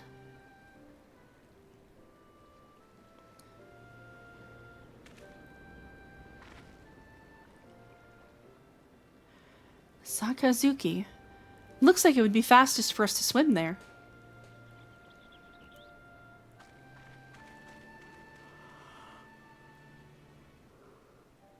I'm not swimming. No, that takes too long.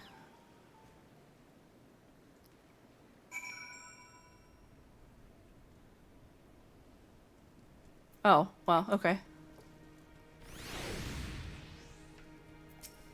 That's fine, I guess. What? Absolutely not. Not a one of my Confederate brothers and sisters would approach the Ruby Price without authorization. Those cowardly Bakufu dogs must have concocted this baseless rumor to get a rise out of us. Chill, dude. It's okay. Chill.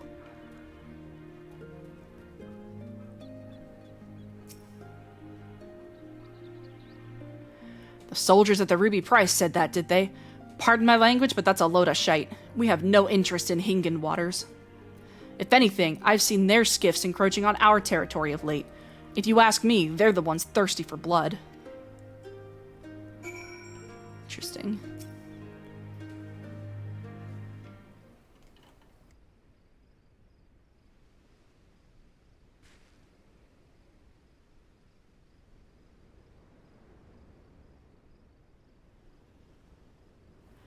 There you are, Crow. Listen to what this person has to say. The situation is more grave than we thought. I'm thankful you came, and not a moment too soon. Captain Rasho ain't been acting himself, you see. Normally where he goes, Tansui goes, but not today. He showed up just earlier by his lonesome and ordered us to gather as many heads as able as to join him on the Isle of Beko to attend to some pressin' business.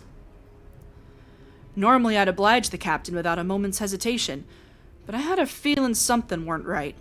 So I asked him what manner of business. We're gonna set the Ruby Price ablaze, he says. The bloody Ruby Price. Tried speaking some sense into him, but he weren't to a mind to listen. Walked off saying he has no need of craven bastards like me. Look, I don't know what's gotten into the captain, but it can't be anything good. Please, go to the Isle of Beko and stop him and me comrades before it's too late. This Rasho acting strangely can't be a coincidence. We need to get to that island and quickly. Do you know the way? Got it. We've not a moment to waste.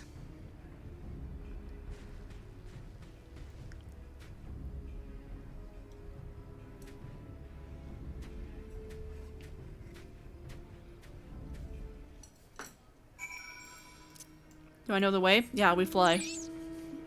Paisha. Hello, little babies.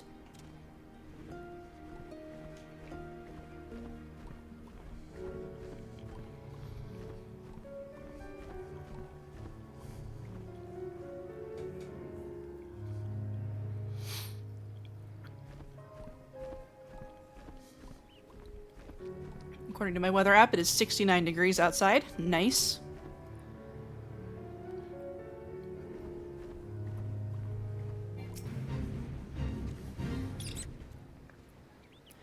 I hear voices. It seems they've gathered up ahead.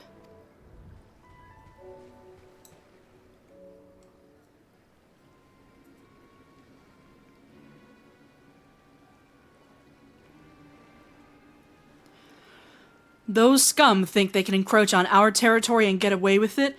I'll be damned if we let 'em. Tonight we lay siege to the Ruby Price and seize it for ourselves. But are you sure? If we do this, we won't just be starting a battle, we'll be starting a war. You've been acting strange, Captain. What's gotten into you? Silence! I didn't ask for your bloody opinion. Those lion dogs claimed it was us breaching the agreement. I say we give the bastards what they deserve.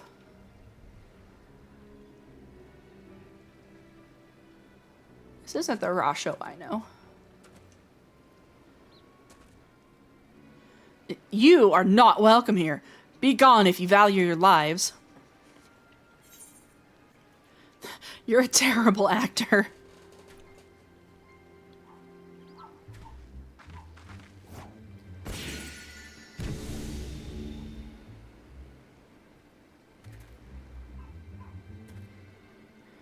You saw through my disguise once again. Don't tell me you count even a pirate captain among your acquaintances. You would be surprised, my guy. You would be surprised.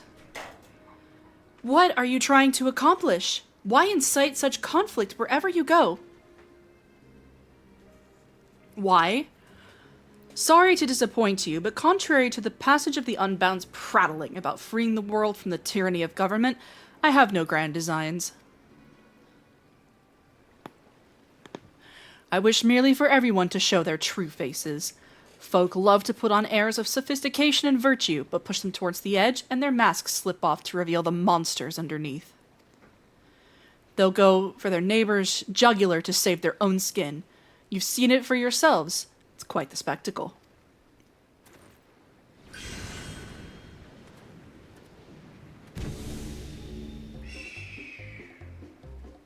You got him this time, Itoka. I believe in you. Ah.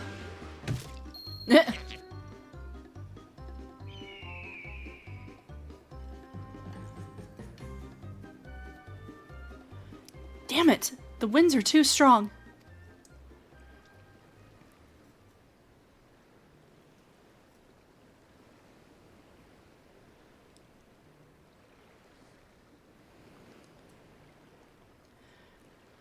Man of 1,000 faces is a true menace indeed.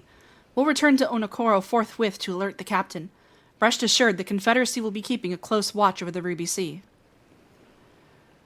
I didn't think for a moment he was an imposter, and the lies he spouted about the Bakufu soldiers were enough to make my blood boil. To think what would have happened had you not been here to stop us. Kami bless you.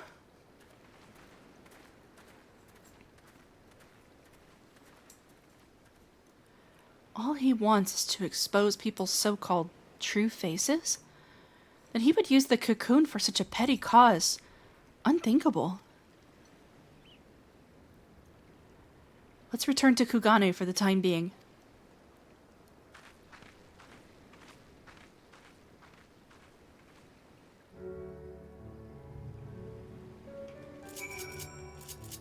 This guy's kind of weird, I'm not gonna lie.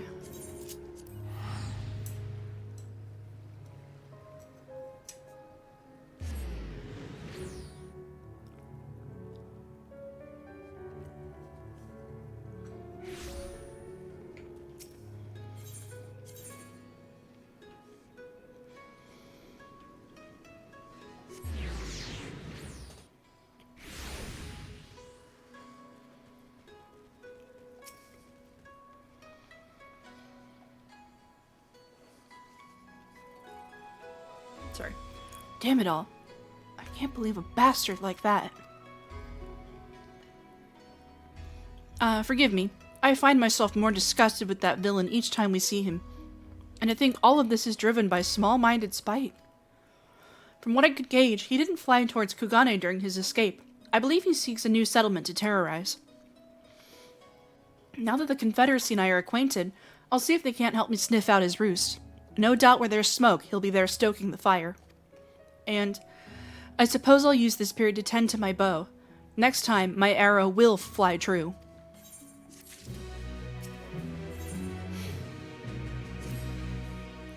Wonderful, you're here.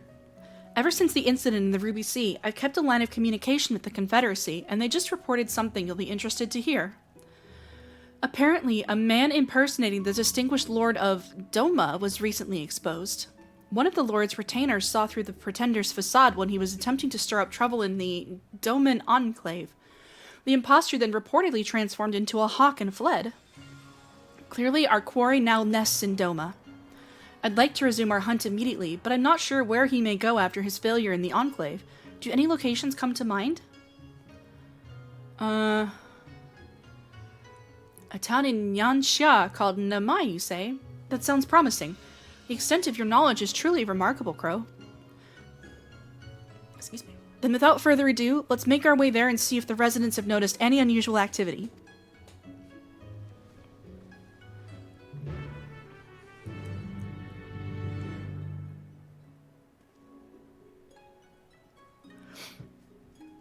Sorry, my phone is kind of blowing up right now. I do apologize. I was funny on the internet, apparently.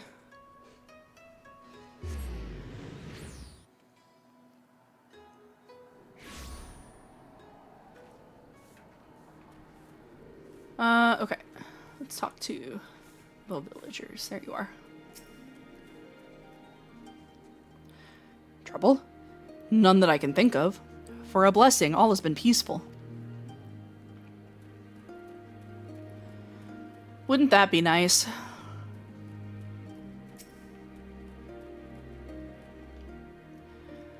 Have there been any quarrels of late? Why, yes, actually. Just the other day, the two of us were at each other's throats over a persimmon. She was only supposed to eat half, but she went and gobbled the whole thing. In the end, she purchased this one by way of apologies, so I guess let bygones be bygones. What's that? This isn't the sort of quarrel you were speaking of. Sounds like things have been quiet here.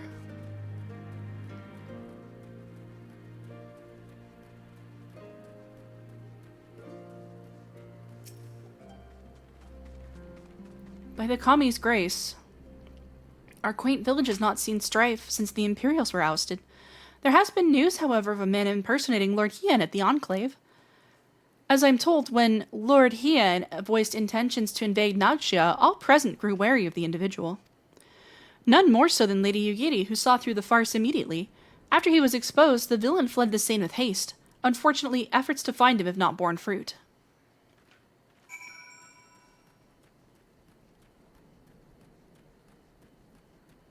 Sounds like things have been very quiet. Hello, Queen of Jades. Welcome.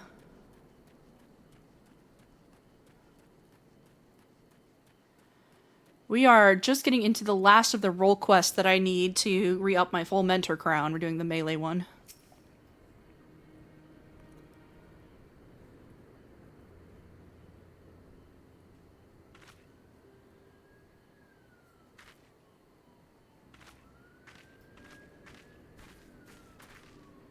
None of the residents I spoke with reported anything out of the ordinary. How did you fare?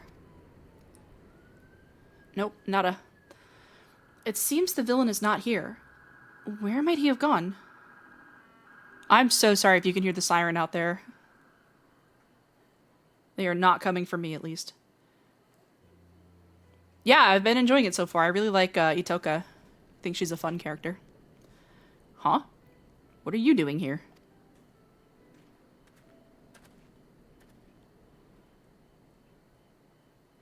I feel like I should remember this guy.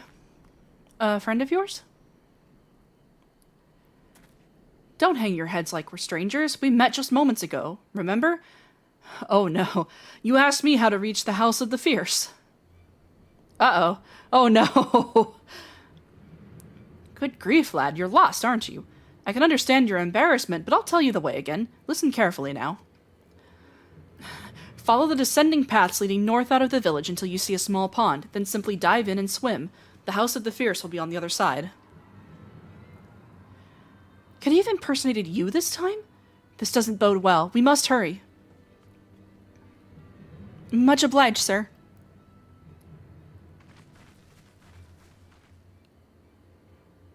Huh.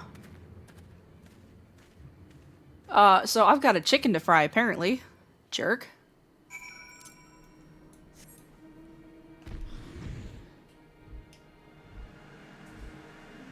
Again, I do apologize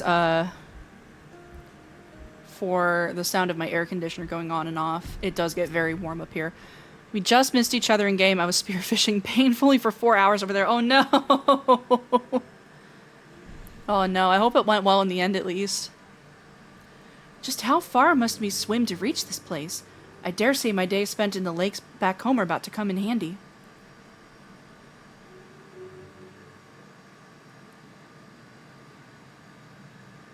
Yeah, I got Fisher to max, and I have not done a single instance of spearfishing that entire time. Oh, you son of a bitch!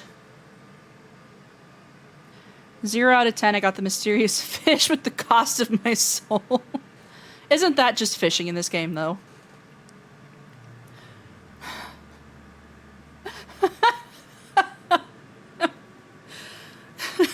My friends, it's come to my attention that the Han of the Azim Steppes' mighty Oranir tribe conspires in the shadows to invade Doma. We must not give them the chance. Invasion would mean all-out war. There's only one solution. Under the cover of darkness, you must assassinate the Han. Only with his death can the crisis be averted.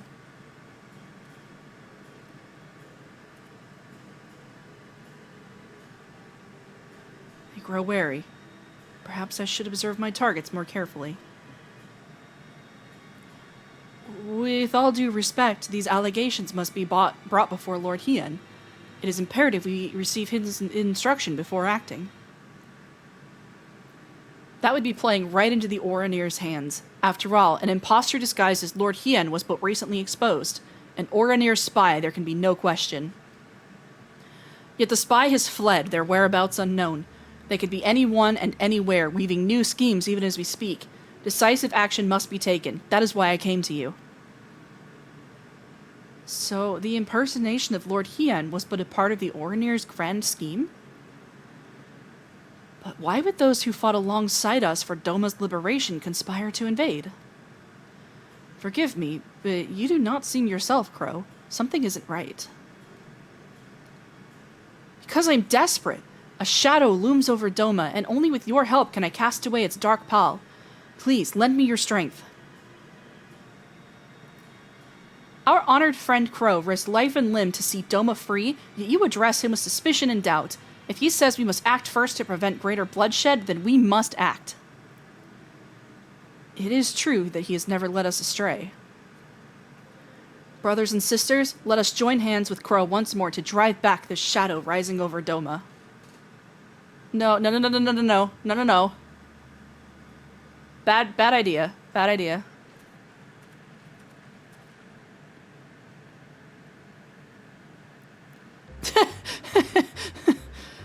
What is the meaning of this? It's that infernal Oranir spy. Quickly, kill him before he can escape. Oh, buddy, you do not want this confrontation. You sound nothing like me. Your charade ends here.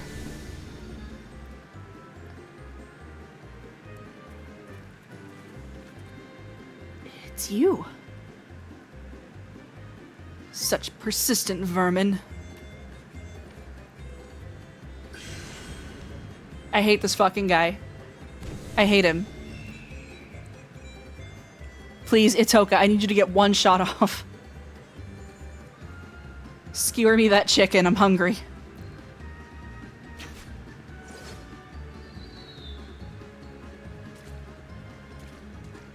Oh no. Oh no.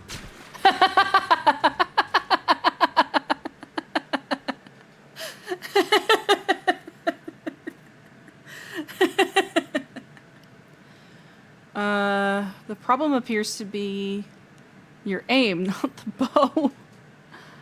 I'm sorry to be blunt, but like neither of those was a polite comment. Ha, pathetic. You're nothing like that other girl. What was her name? Ah yes, Itoka. She was fearsome, that one, right up until the moment I drove my blade into her back.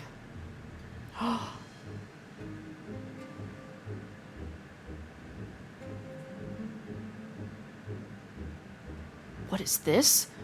Don't tell me you've been masquerading around as Itoka herself. After all, that would make you no better than me.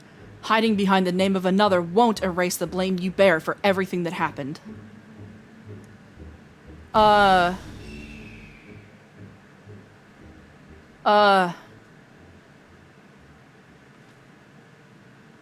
Itoka, you wanna share with the class?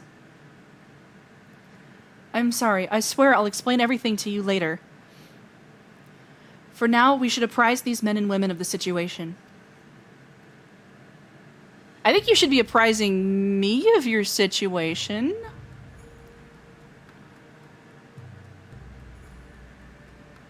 To think he can transform into anyone. A truly fearsome ability. I shall alert Lord Hien to this threat immediately. Rest assured that all of Doma will be on alert. I was completely fooled. I have no words to express my shame. Upon speaking with you again, I realized that though the impostor assumed your guise, he had neither your spirit nor your grace. Forgive me, I will not fall for such a farce again. Nah, you guys are good, it happens.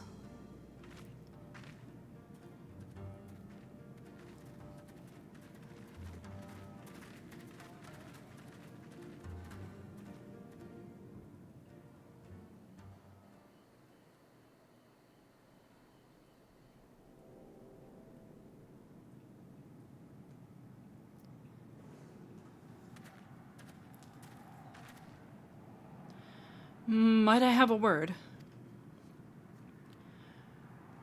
The man impersonating you earlier, I'd recognize his face anywhere. Without a doubt, he is Samidare, a childhood friend. You know him? Please, you must tell us everything. I have known Samidare nearly my entire life. We learned the shinobi arts together, you see. Roughly 25 years ago, we engaged in our first battle as proud ninja, defending Doma against the Empire's invasion. With every fiber in our body, we met their mighty Magitech with nimble ninjutsu. As if moved by our resolve, the mighty auspice and guardian of Doma, Tamamo Gozen, appeared on the field of battle to aid our cause. Ooh. Yet our efforts were for naught. The Empire's might fell upon Doma like a hammer, and we were crushed beneath their overwhelming force. The occupation began soon thereafter, and so too did my work from the shadows. While I devoted myself to resisting the Empire in secret, Samidare was conscripted to their army and forced to become an Imperial spy. I understand he served them well, fanning the flames of war in faraway lands through rumor and manipulation. Indeed, as far back as I can recall, Samidare has ever excelled in the skill of subterfuge. It was only after the prisoner exchange that he returned to Doma at long last, but he was a changed man. He could find no joy or solace in the peace he once fought to secure for our nation. Instead, he sought to disrupt it.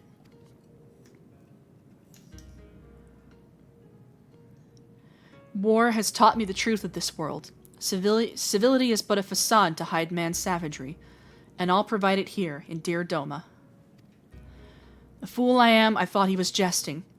Only later, when I discovered the web of lies he'd spun to turn folk against one another, did I realize he meant every word. I tried to confront him, but he fled Doma before I had the chance. Nevertheless, I searched his home afterwards, and discovered a missive from an organization called the Passage of the Unbound. I have it with me here.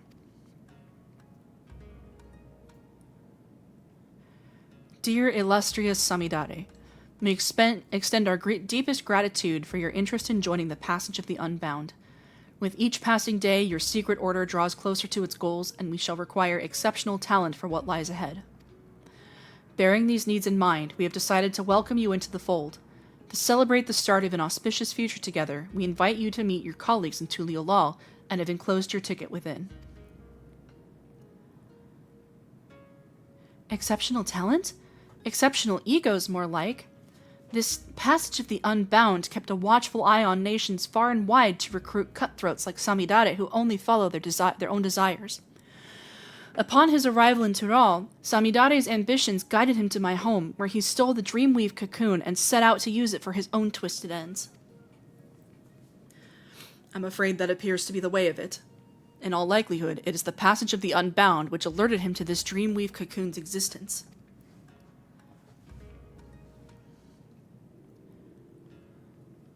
Today, Samidare attempted to incite war between Doma and the Azim Steppe by wearing the face of our dearest ally, you. Your timely appearance prevented the worst from happening, but so long as he can alter his form and face at will, who can say what tomorrow may bring? His years as a secret operative have made him a master at reading people. Should he decide to study his target before taking their form, I fear his schemes may not be discovered until it's already too late. Please, be careful, and may the Kami bless and keep you. Thank you. That's nice of you.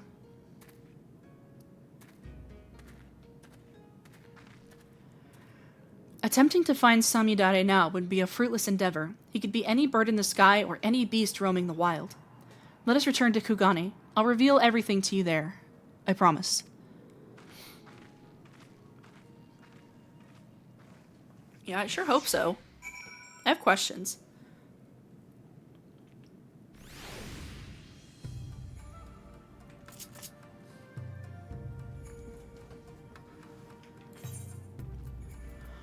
Sorry, I'm attempting to stay hydrated as I do this. Doing the voices for extended periods of time is kind of tough. I don't know how L'Chaim does it for 5-6 hours at a time, to be honest. Dude is just built different as a streamer.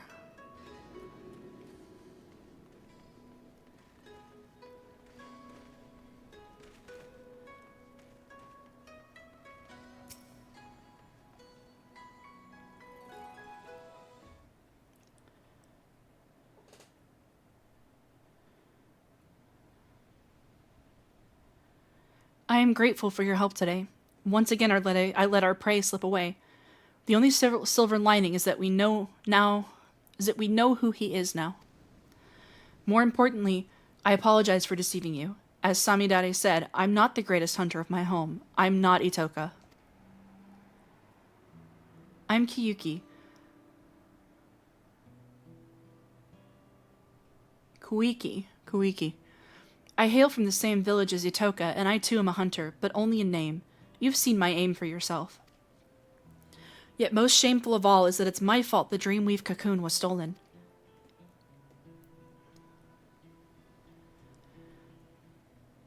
Normally it is enshrined in the deepest recesses of our home. Only Itoka had leave to wield it. The forest provides shelter and sustenance to many, and not always share its bounty with our friendly. When great beasts threaten our home, the cocoon's power may be used to protect our lives. Yet I used it for my own foolish desires. I couldn't take it anymore. I was a hunter, yet could barely catch prey large enough to feed myself. I was forced to wash clothes, prepare meals, and tune bows. Just once, I wanted to be acknowledged. I wanted to feel pride. So I used the cocoon's power to transform myself into Itoka.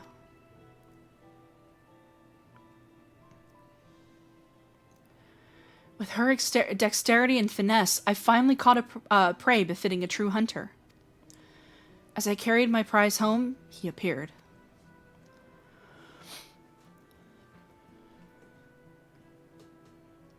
I found him collapsed in the middle of a beaten path. I never had reason to mistrust someone before, so I approached to nurse his wounds. But the moment I drew close, he knocked the cocoon from my grasp and struck me unconscious. He was long gone by the time I awoke. I confessed my sin to the village elder, and in her boundless grace she forgave me. But I could not forgive myself. I left home that very eve in secret to pursue the thief, all the way to Kugane. After several days of fruitlessly scouring the city, who should I see but Itoka? As our most exceptional hunter, it came as no surprise the elder had charged her with recovering the cocoon.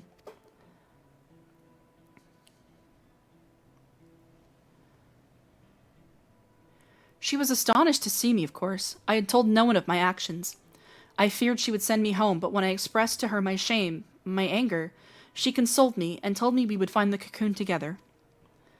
And I was certain we would, until the day that duplicitous bastard killed her.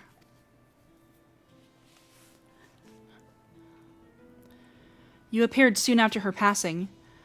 I thought with someone as strong as you by my side, maybe, just maybe, I could avenge her. So I lied. Like Samidare said, I'm no better than he is. I'm an imposter. But my desire to reclaim the cocoon is every bit as strong as Itoka's was. I am so sorry for lying to you, Crow. I hope that you can find it in your heart to forgive me and continue to aid me in reclaiming the Dreamweave cocoon. Oh, honey. I had my suspicions, but I also had my faith. Thank you for telling me the truth. Of course I'll help. Thank you. I know with you at my side, I can keep my promise to Itoka. For now, I'll remain vigilant for any news regarding conflict in the region. Please do pay me a visit when you find a moment to spare. I'm counting on you. Oh, honey.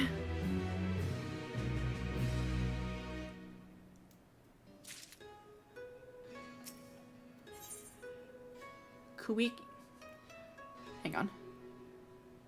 Kuiki's brow is furrowed in uncharacteristic unease.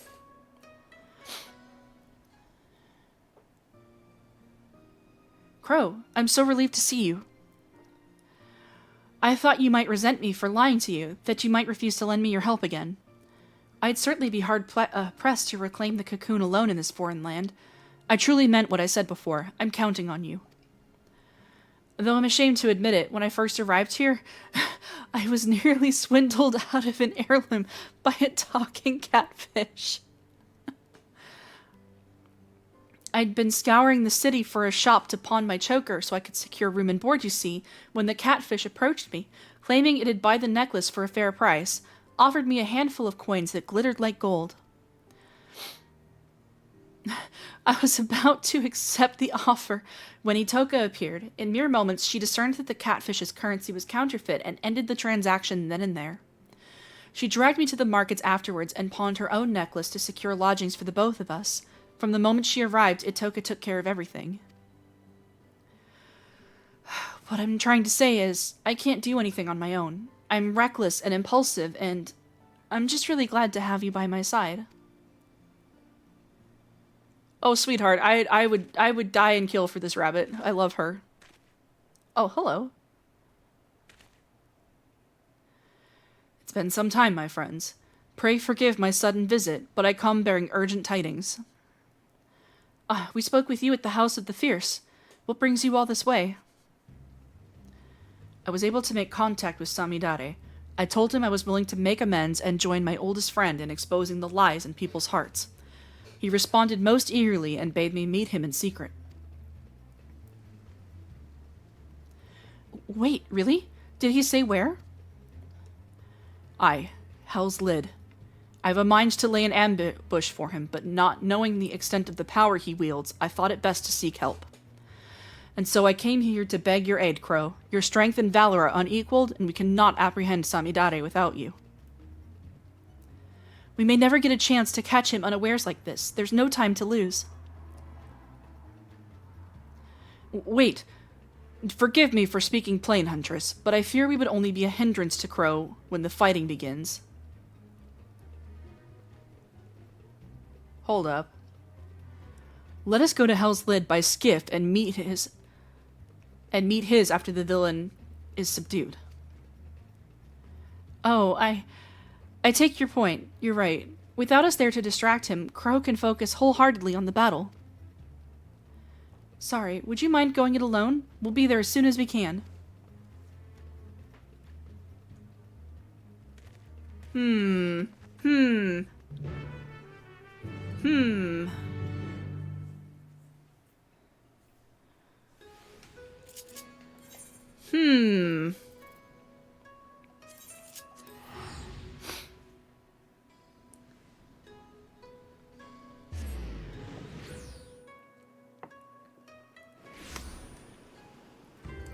Something's a little bit fishy.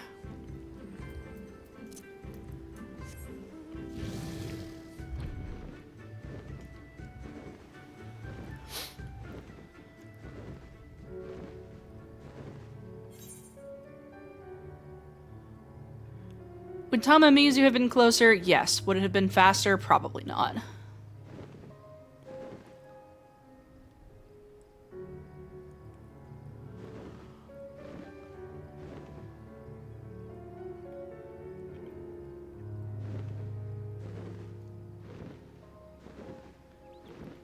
The night music here is so nice.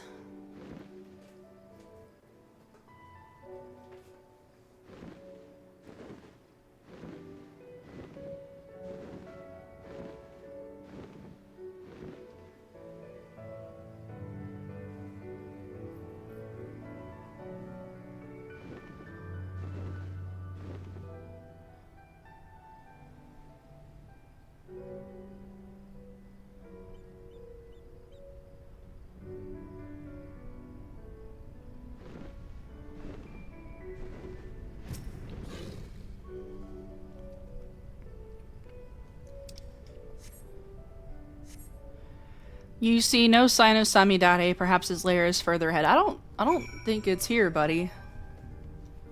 I'm not gonna lie. I think we have been bamboozled. Oh, it's right here.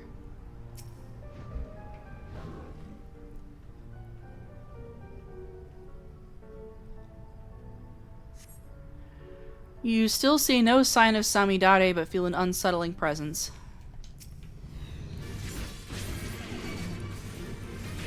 That's rude.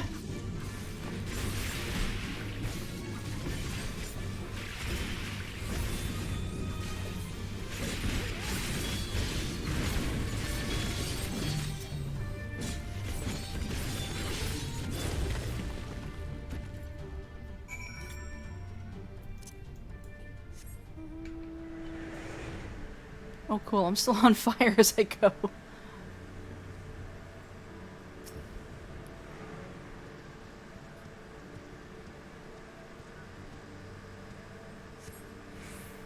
Not to do, but await your companion's arrival.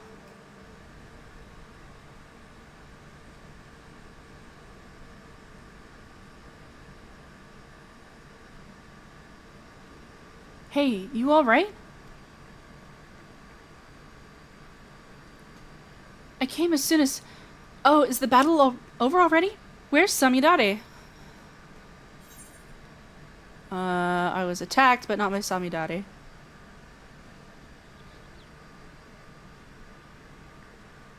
What? So this was a trap? Wait, over there.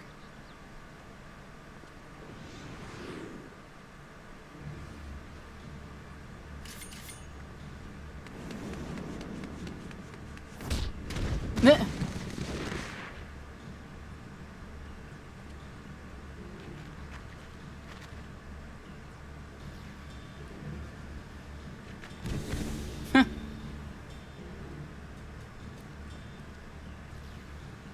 Are you okay? Thank goodness. I made it. After all that time I spent in that old Kojin shell, convincing his underlings to attack you, my blade was mere ilms from the skin of your back. Alas.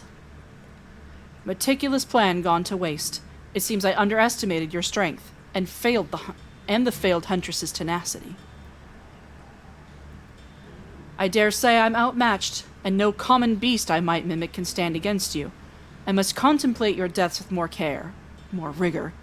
Look forward to our next meeting.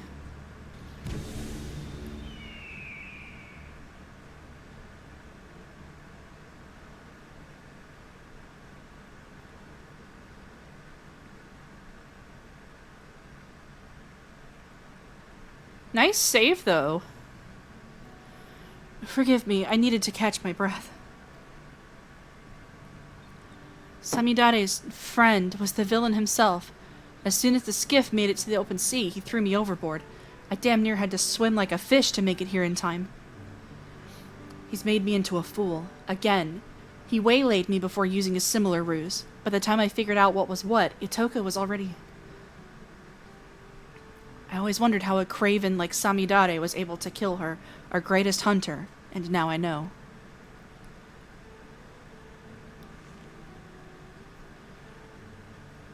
When Itoka felt the blade in her back, she turned to see the face of her killer. She saw me. Oh, honey.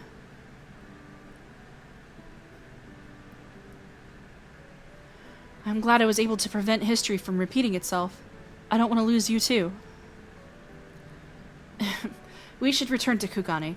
Samidare may have planted more than one trap for us here.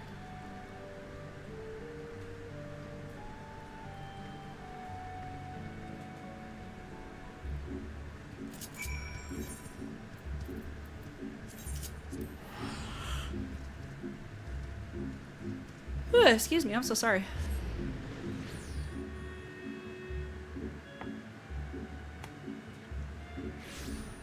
I tragically had to get up early and go to work this morning.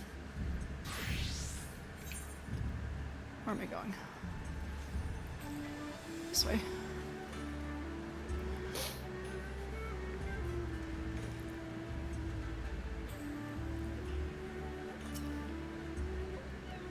I feared the worst as I rushed to reach you. The moment Samidare was in sight, I charged without thinking, which in retrospect was probably for the best. Had I tried to shoot him from afar with my bow, I might have missed, or worse yet, hit you instead. In any case, I'm just relieved you're safe. I promise to be more wary now from now on, particularly familiar faces.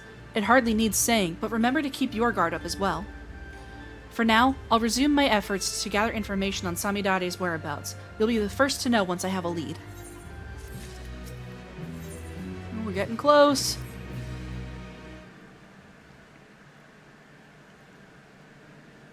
Good to see you, Crow.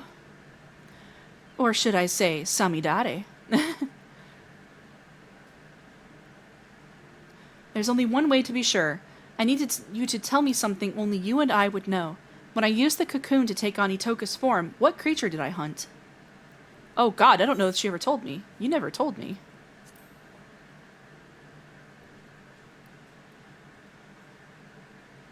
It's really you. Whew, what a relief. Indeed, I never told you that what my arrow struck. Indeed, I never told you that my arrow struck a great wild boar, a prize for any hunter. Samidare is the only one who ever saw it. Sorry for doubting you, but I could think of no better way to expose him if he'd attempted to impersonate you again. I have to remain vigilant after all, even though no news of his plots has reached me of late. From here to Yansha, people are on alert for a many-faced agitator within their midst, and not even a stray cat is beyond scrutiny. While Samidare can no longer act so brazenly, I'm afraid this means the trail's gone cold. We also have another problem. When he pushed me into the Ruby Sea, the remedy I carried was soaked in salt water. I'm afraid it's no longer effective. Excuse me. No doubt his plan from the start was to eliminate the one means we had of undoing the cocoon's mimicry. We're at a disadvantage too great to ignore. Which is why I intend to synthesize a new batch. I was just about to procure the necessary ingredients from the supplier when you arrived. Why don't you join me?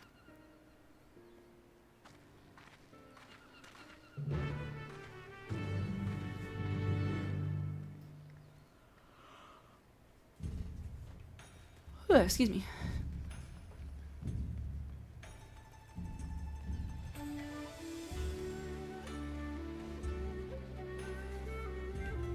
We are going to the market.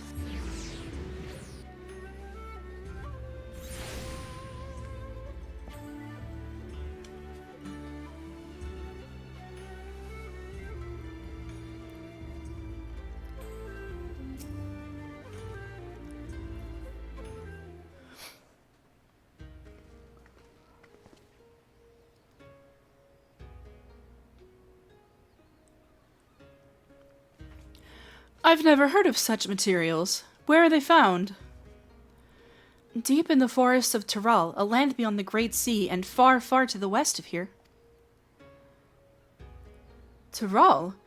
I'm afraid my supply chain does not extend quite that far.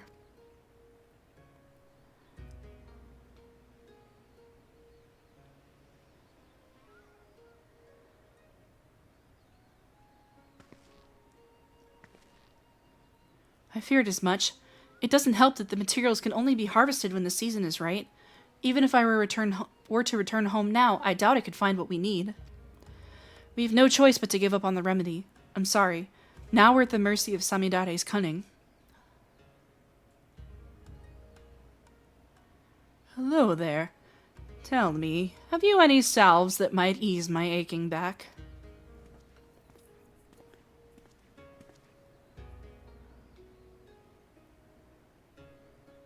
Sir, this isn't the apothecary. Where are your spectacles? Oh, yes. How could I forget?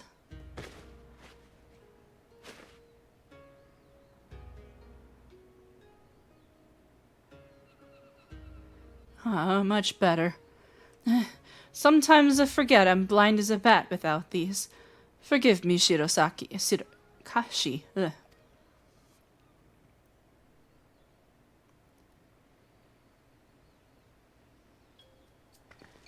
Excuse me, but do those bits of glass covering your eyes help you see better? Well, yes. Are you unfamiliar with spectacles? I've seen folk wearing them before, but I always thought they were decorative, like my choker.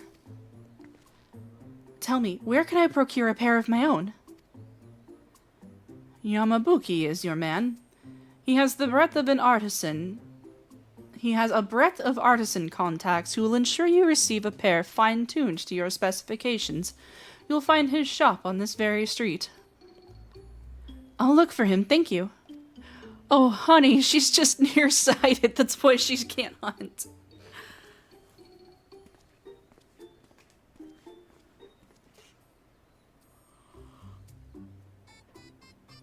I'm sorry, you must be completely bewildered.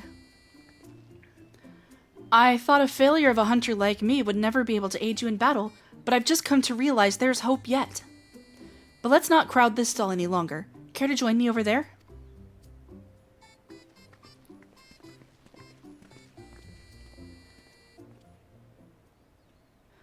I love this bunny girl. I would die for her.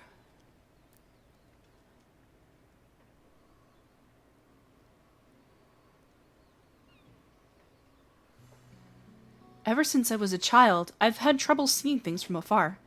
That's why my aim with the bow is so poor. I'm not fit to be a hunter. Never was. It's only natural that chores like washing sheets and preparing meals fell to me. But I always yearned to do more. To be more. I have looked up to Itoka ever since I can remember. No matter how hard I tried, I simply couldn't give up on my dream. I had to be just like her. So I begged her to teach me everything she knew, from the basics of drawing a bow to precise aiming techniques that few hunters use. Yet despite all of her efforts, my sight failed me where it counted the most. All my life, I thought this was simply how nature intended for me to be. I was content to accept my lot. But now that I know spectacles may improve my eyesight, I feel hope. If I could just try them, mayhap my arrows would fire true. I could join you in battle, and maybe even strike down Samidare with my own arrow. We may have lost the remedy, but this would give us an element of surprise. So I have to try on spectacles for myself. Alright, let's go meet this Yamabuki. I love this bunny girl so much. Oh my god. She's so good.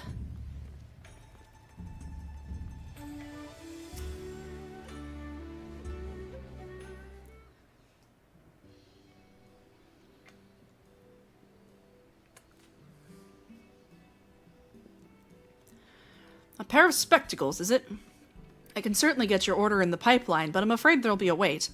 I'm fresh out of supplies, you see, and the next shipment isn't due for a number of weeks. Of course, if you're in a rush, you could roll up your sleeves and get the materials yourself. All you need is the glossy shell of an azure hawksbill and a cluster of aurulent quartz. Bring them here and my affiliates can begin work immediately. Who knows what schemes Samidare might contrive should we let down our chase for weeks. Would you be willing to lend me a hand with procuring the materials? If we split up, we should be able to gather them in the blink of an eye. Quite the eager pair, I see, but I dare say you'll be able to negotiate with the blue Kojin for a carapace of splendid quality. I visited Tamamizu during my investigations in the Ruby Sea. I'll handle the shell. That leaves you with the aurulent quartz. Pray look for a cavern near Shoal Rock in the Ruby Sea. Sprinkle some glittering gravel to lure a shoal iwamushi from its lair within, and retrieve a cluster from its shell. You got it. I got this. Let's meet back here when we're finished.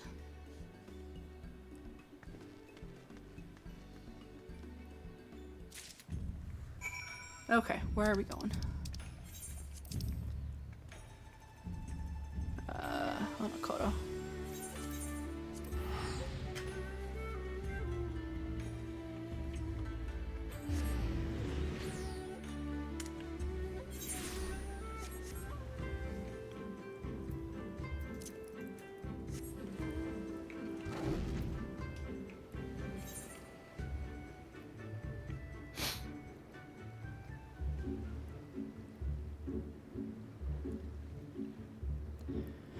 I like that the fates that have bonus EXP and later gemstones are like specifically marked now. That's kind of nice.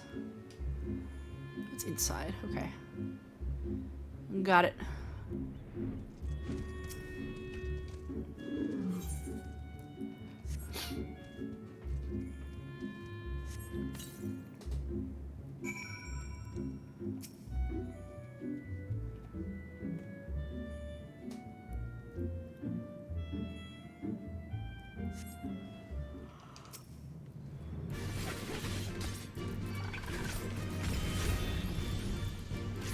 I can eat that.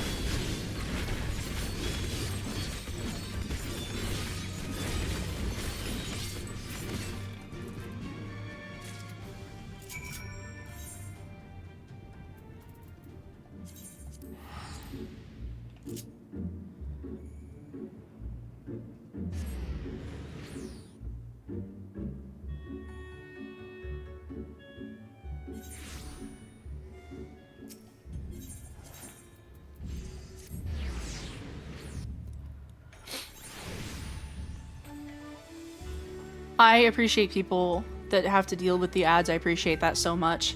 If you are on browser and have a way to use an ad blocker, please by all means feel free to. I do not behold people to watching the ads.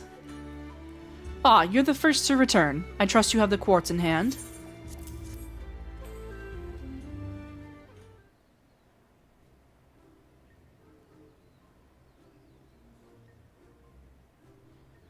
Excellent. This will make for a fine pair of lenses. Now we need only wait for your friend.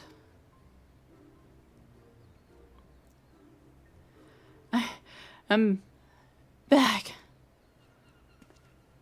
Oh, honey, what happened? Oh God, what happened?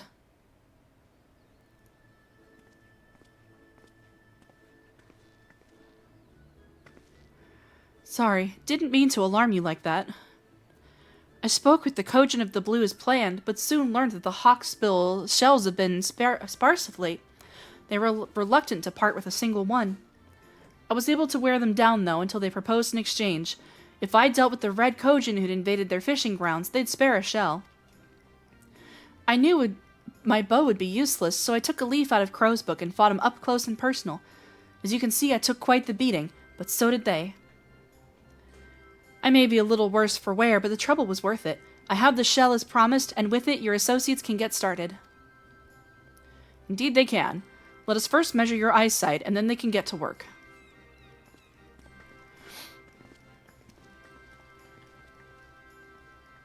I bet she's gonna look so cute in glasses, too.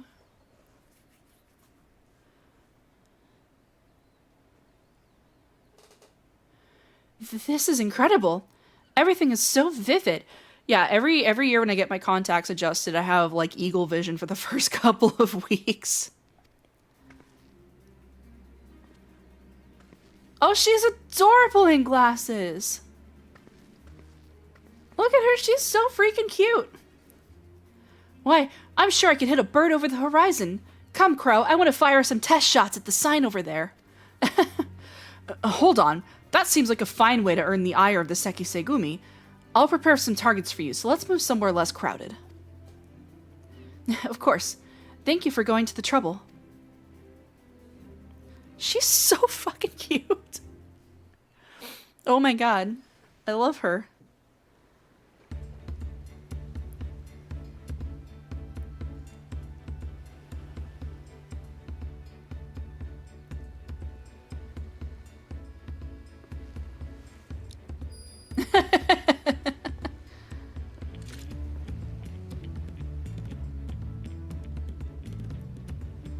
You got this. I believe in you. Ah. Look at her go.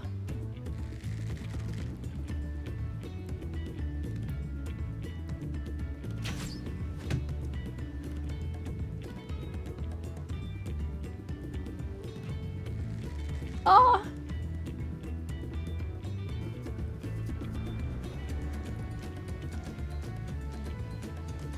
You can do it. You can do it. I believe in you. I believe. So close.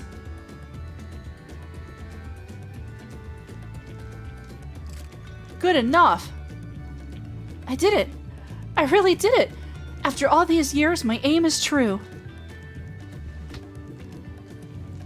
When we find Samidare, he won't know what hit him. Oh, I'm so proud of her.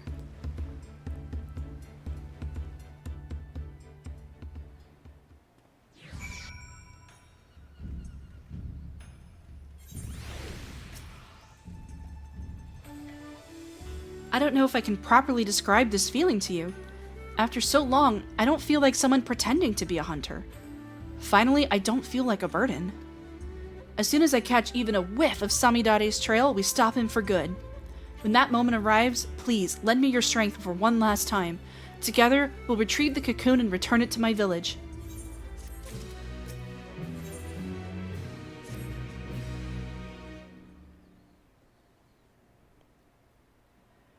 Your timing could not have been more impeccable, Crow. A person claiming to be an acquaintance of yours stopped by just moments ago, wishing to have a word. About Samidare, no less. They're presently waiting in my room, so give me just a moment and I'll bring them here. Whomst?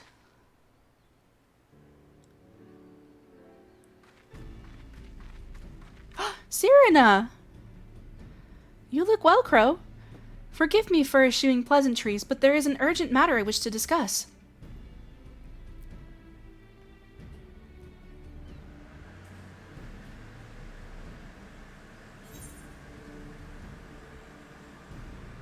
When we first met in Reunion, what did you purchase at the market?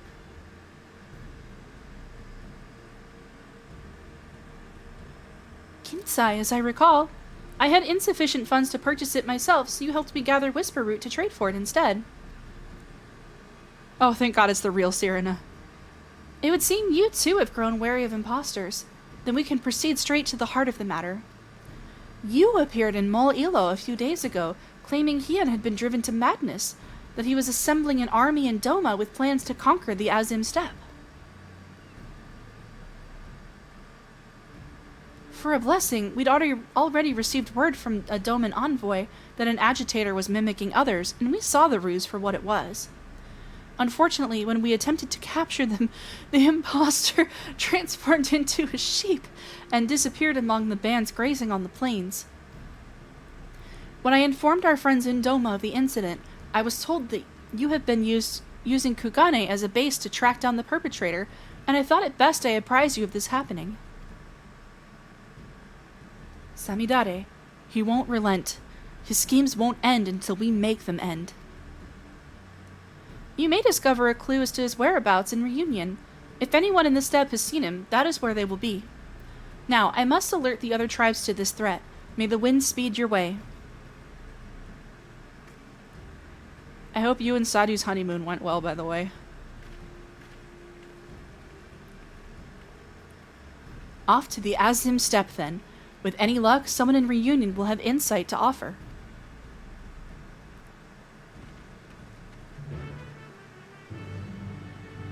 This is a homecoming for my warrior of light. He spent quite a bit of time before the start of A Realm Reborn on the Azim Steppe.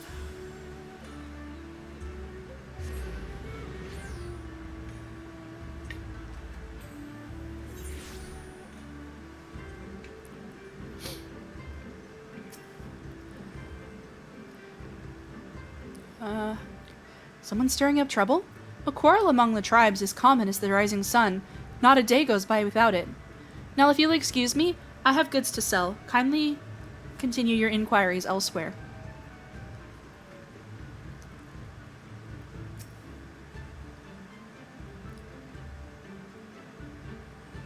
Conflict is forbidden in Reunion. This is known. As for my tribe, all is at peace. I heard a rumor of interest, however. It seems Magnai of the Oranir has been behaving strangely of late. Perhaps that is related to the matter you are investigating?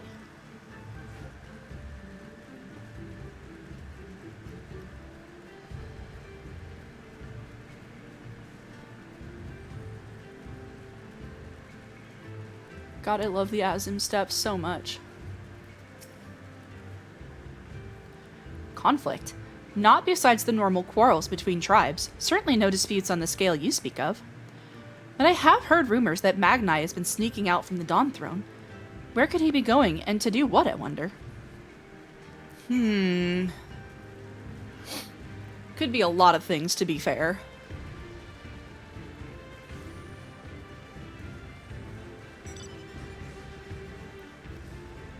Yeah, my warrior of light, when they came back to the Azim Steppe for Stormblood, looked at Magnai and went, "You have 5 sisters to teach you about women's and still no bitches? Skill issue."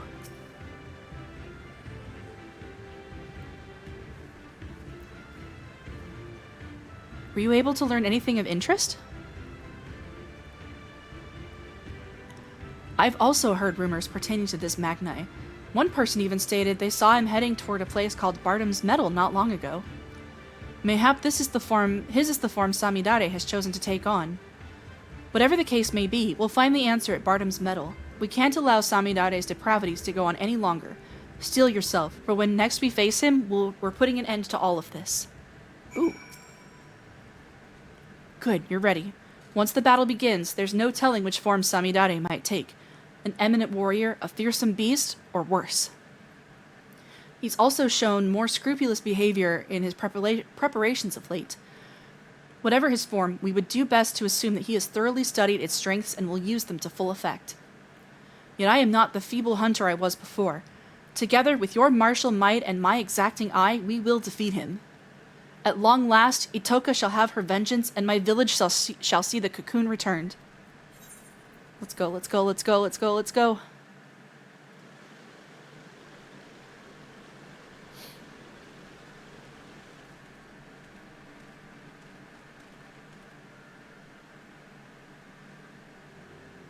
Oh no.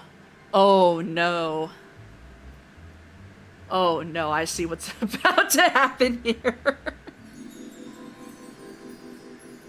My beautiful bright sun, I would bask in your warmth till my flesh returns to the earth. Oh, Jesus Christ.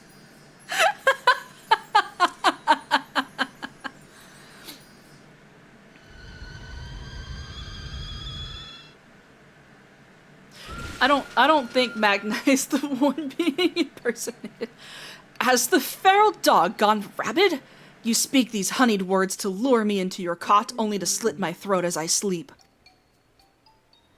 Hush, fool. I am your Nama. Though we've had our disagreements in the past, I've come to understand my actions were born of love. Yet now that I am forced to wed, do I realize this. Despite my shame, I wish to confess my feelings before it's too late. Wed? A Dotharli beast like you? To whom? To what? Jesus Christ. Hien of Doma. By becoming kin, he seeks to leverage the influence of the Dotharl to claim dominion over the steppe. Doma knows no shame.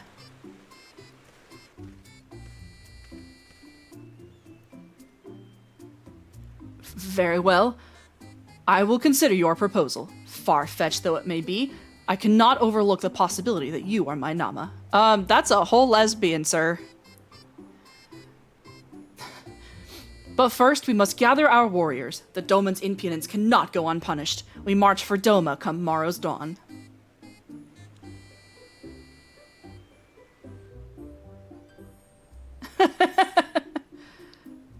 That is not your moon, my guy.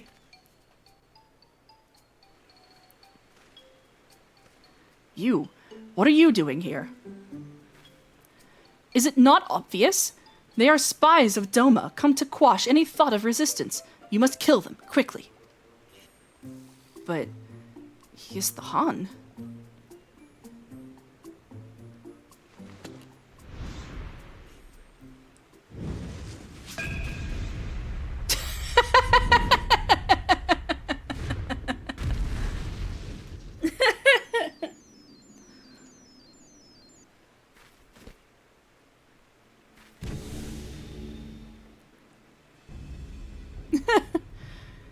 You two were quite the persistent pair. I had hoped to strike at your backs from the shadows, but now you forced my hand. I will select from my repertoire the greatest warriors I have witnessed, and use their strength to give you the death you so crave.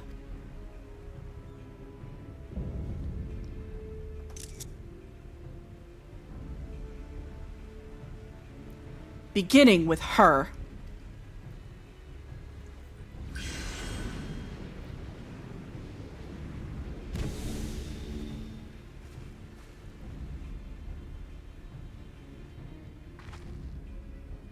How dare you? When my arrow pierces your breast, Itoka will finally know peace.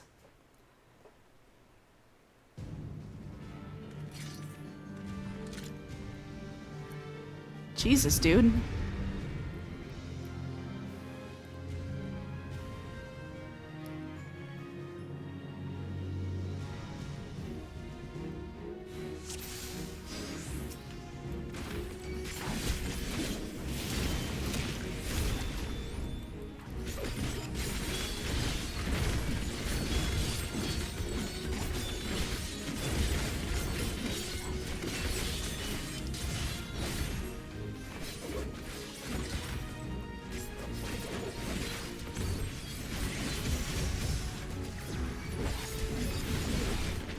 buff called?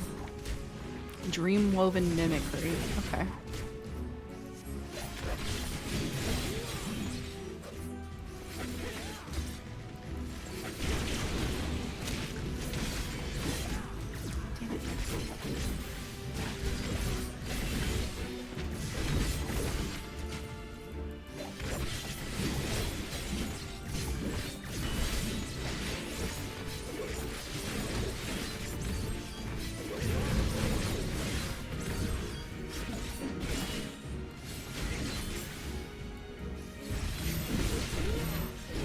Thank you.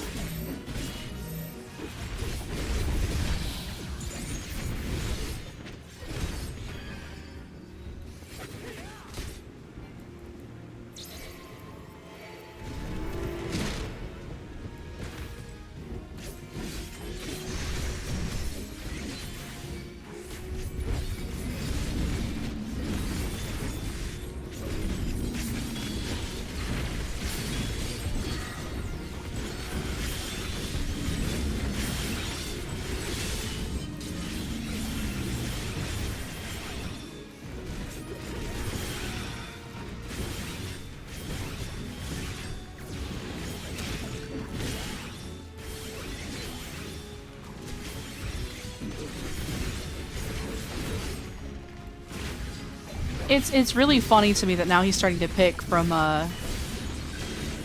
warriors that I have beaten before.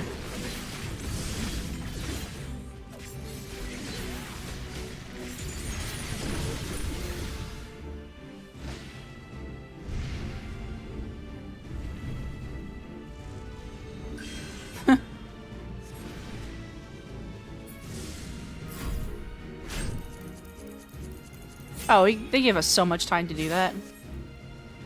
Oh.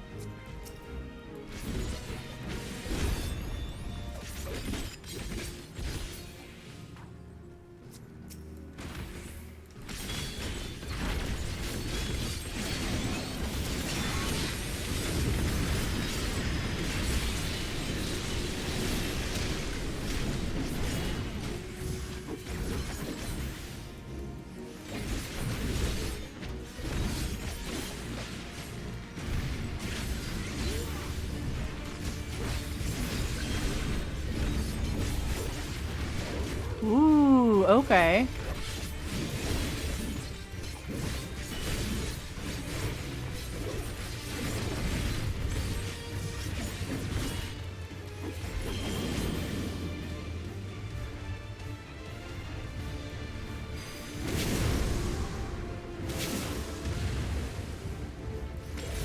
I apparently cannot,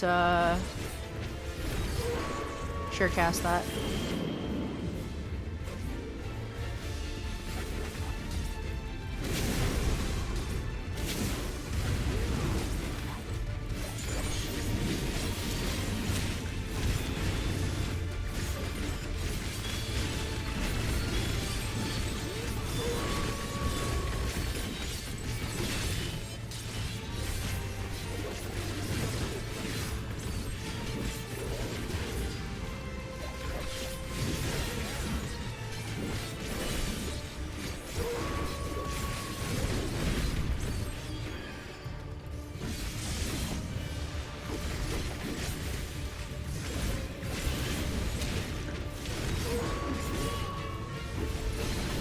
Oof.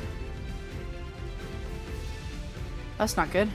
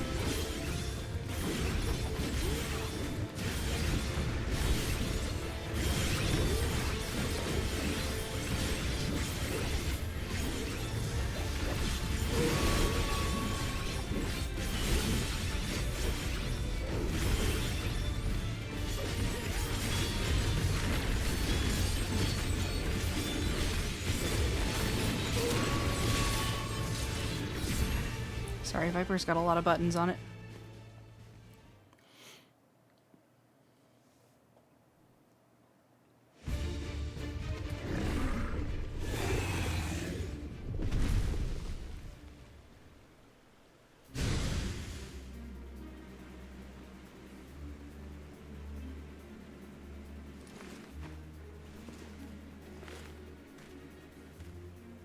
No!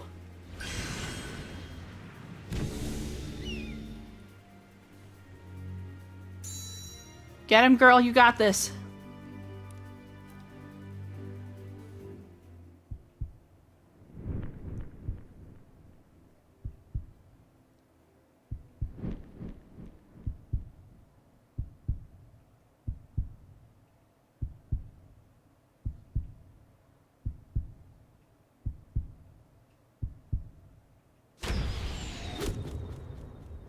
Hell yes!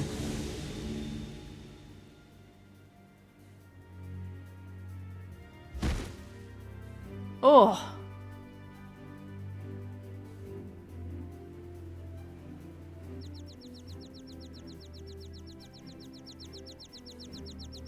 Oh, he's still alive at least.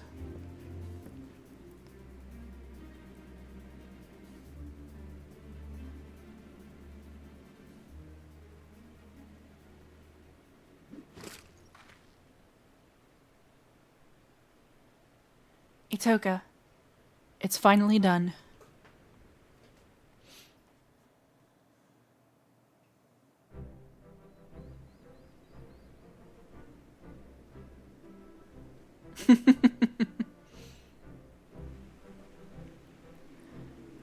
What am I doing here? I feel as though I have just woken from the strangest dream. Well, you see...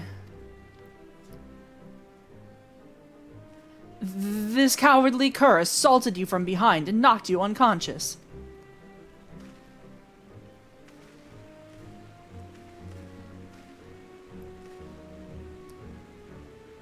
You have shown the sun disgrace this day. You will feel his scorn impressed upon your flesh. You shall forget the warmth of his radiance. In the shadows you will scream, yet none will hear. Prepare yourself.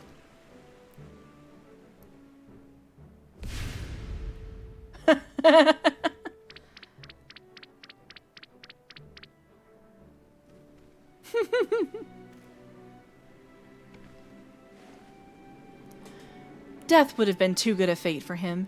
He deserves to spend the rest of his days feeling the weight of his crimes. Now we've honored Itoka's memory and reclaimed the cocoon. No words can express my gratitude, Crow. I can finally go home, but my community awaits our foremost hunter's triumphant return. What expression will come to their faces when the village disgrace arrives instead? I don't know if I can bear to see.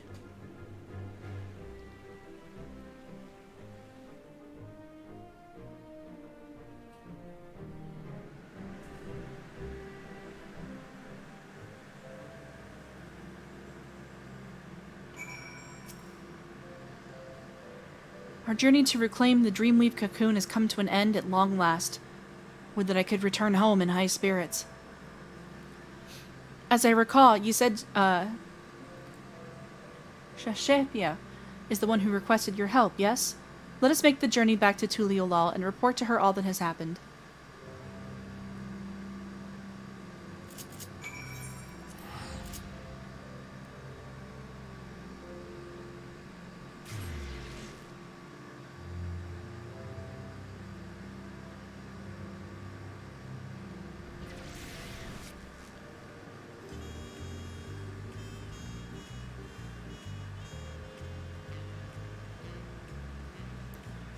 I love the jazz themes in Tuliolal.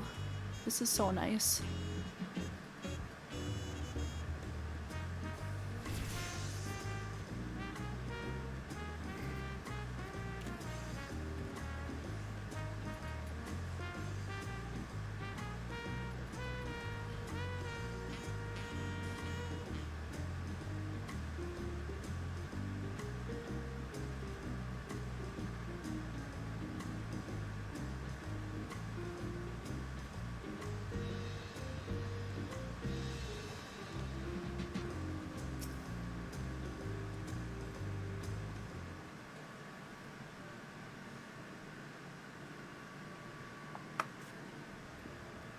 You're back. Were you able to retrieve the Dreamweave cocoon?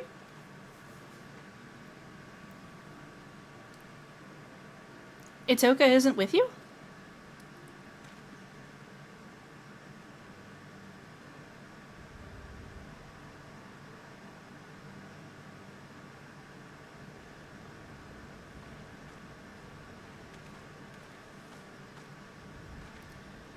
Koiki? Thank goodness you're alive.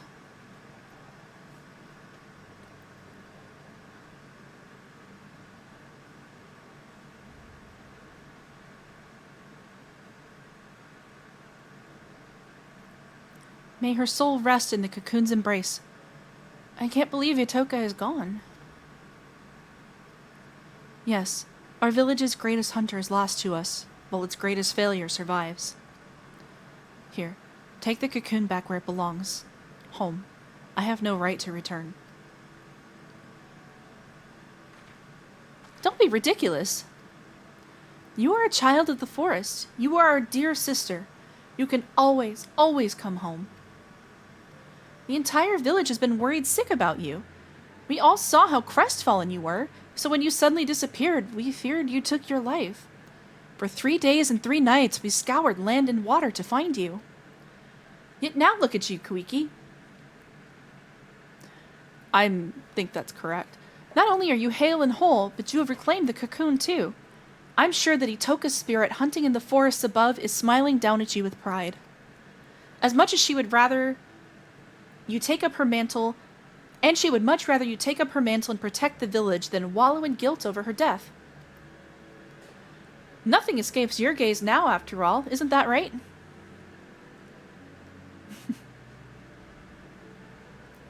Thank you, Shashespia.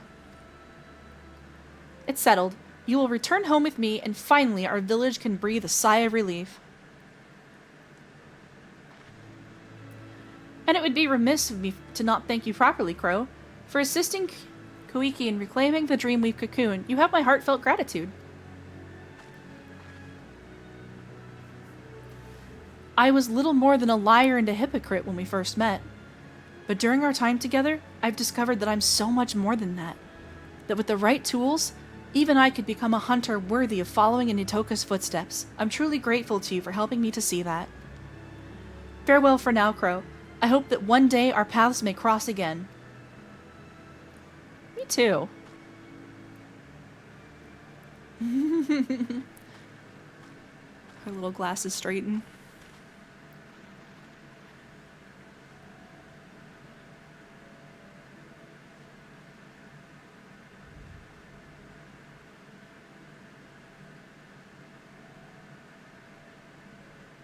Aw, that was a good story. These have all been good stories.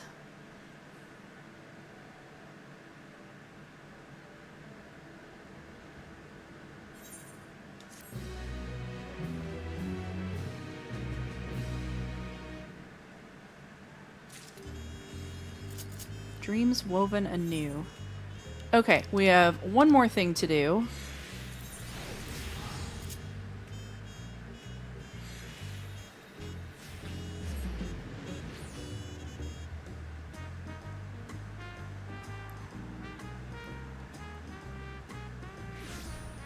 I'm gonna wait for the ad break to end before I do it, just in case. It's almost over.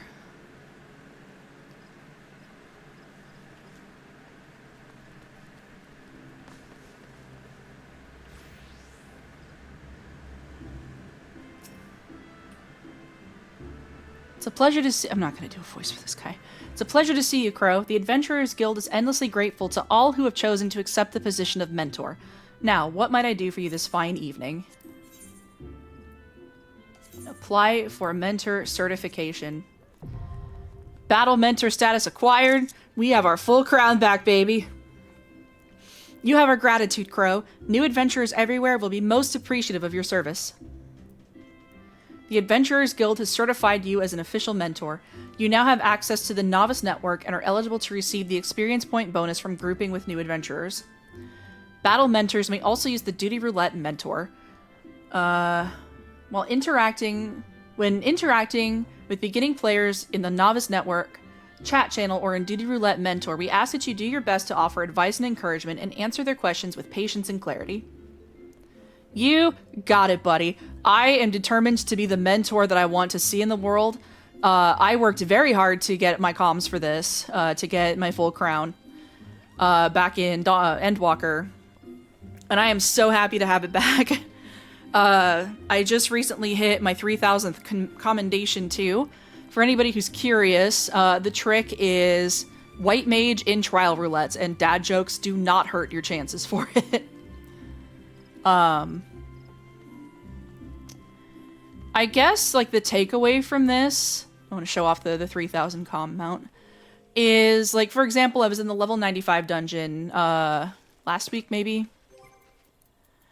And this white mage didn't know how to use their kit, and I'm not telling this story to, like, put them on blast or anything. They were phenomenal. We wiped a couple times at the last boss, and I said, hey, I played white mage for raid last year. I've been playing it for about a year now. Are you open to some advice on how to best utilize your toolkit? And they said, sure. And I gave them a few tips, like, hey, you know, lilies are better than Cure 2. Liturgy is good for this mechanic. Wings are a damage down for everybody, etc., etc. Instant, immediate improvement, and we cleared the next pull. I was so proud of that white mage. And it's little things like that that really make me enjoy being a mentor and having that crown. Here's the parade chocobo. And, like, if I'm going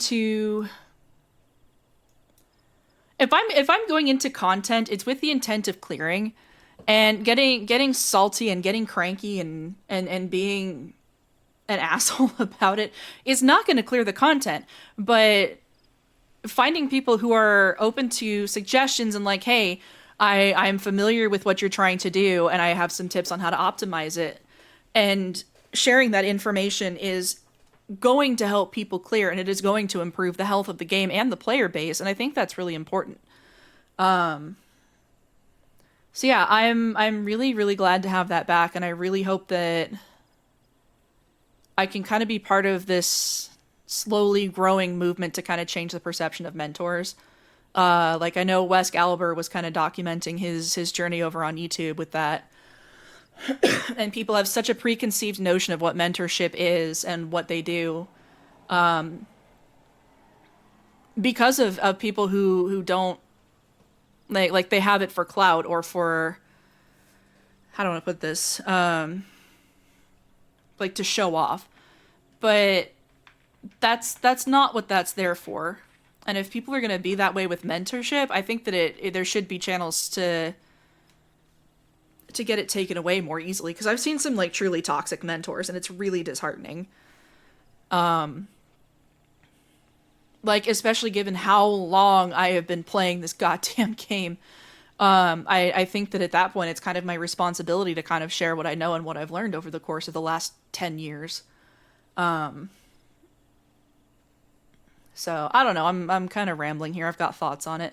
I have a feeling that they're gonna update the requirements for mentorship next patch, because I kept getting this notification when I logged in about, like, you have to do it within a certain time period. So I'm curious to see if they will and what they do with that. We'll see. I think it needs to be changed. I just don't really have any good thoughts on what needs to be changed. So this level 35 Wood Whaler is, like, has it out for that, what is it? A squirrel of some kind. Anyway, I take this seriously. I don't wear this crown to show off. I wear it because I feel like I have a knowledge base that needs to be shared, and if I'm not sharing it while wearing the thing that marks me as the teacher in this game, then I shouldn't be wearing the crown. Anyway, those are the 3 role quests I needed to do to re-up my full crown. That's probably all I'm going to stream until they have the capstone quest. I think they said in a couple of patches. So when that goes live, I'll do that probably some weekend after it goes up, because the stories for that are usually pretty good. Nothing will ever top Shadow Walk with me. Or, no, not Shadow Walk. Whatever the Shadowbringers one was, nothing will ever top that. That was such incredible storytelling, and there are parts of it that I still quote, but I am very curious to see what they come up with for Dawntrail, so look forward to that. Yeah, the only other thing I got is I will probably be streaming day 1 only of Arcadian when it goes live for Savage, just because we're going in blind that day. Pardon me. I don't know if I'll stream between now and then. If I do, click the notification bell to get those when I go live. That's the best way to do it. I've still got Final Fantasy VII Rebirth and Final Fantasy XVI to finish at some point too, so I might work on those as well since I'm kind of in some downtime with Dawntrail. But thank you everybody who came out and watched tonight. Thank you for the people who lurked and the people who stuck around, watched the ads. I really appreciate that. That does help support what I do. I don't get paid often by Twitch, but when I do, it is kind of nice. If you would rather not give your money to Jeff Bezos, there is a Kofi digital tip jar at ko-fi.com/Crowdalava. More importantly, though, I'd rather people donate to the Extra Life campaign, which can be found here. I don't know if Nightbot has actually updated that, so I'm just going to do it manually. Extra Life is a program that uses the positive power of gaming to support children in need. Every penny that gets donated to that campaign goes straight to Children's Miracle Network hospitals, including the KU Pediatric Network of Hospitals here in the Kansas City area. I talked to the coordinator, the Extra Life coordinator with Hannah, said we helped something like 50,000 and change kids last year. Everything from medical equipment to art therapy to education to anything that these kids needed, and it helped pay for that when they could not. She said most of them were uninsured, and that's a terrible situation to be in. But if you can spare anything, please consider giving it to Extra Life. I cannot overstate the good work that Children's Miracle Network does. They save lives. So if you have a little bit extra to spare, please consider throwing it that way. And I guess that's all I got. My good buddy Lahaim, my bestie Lahaim,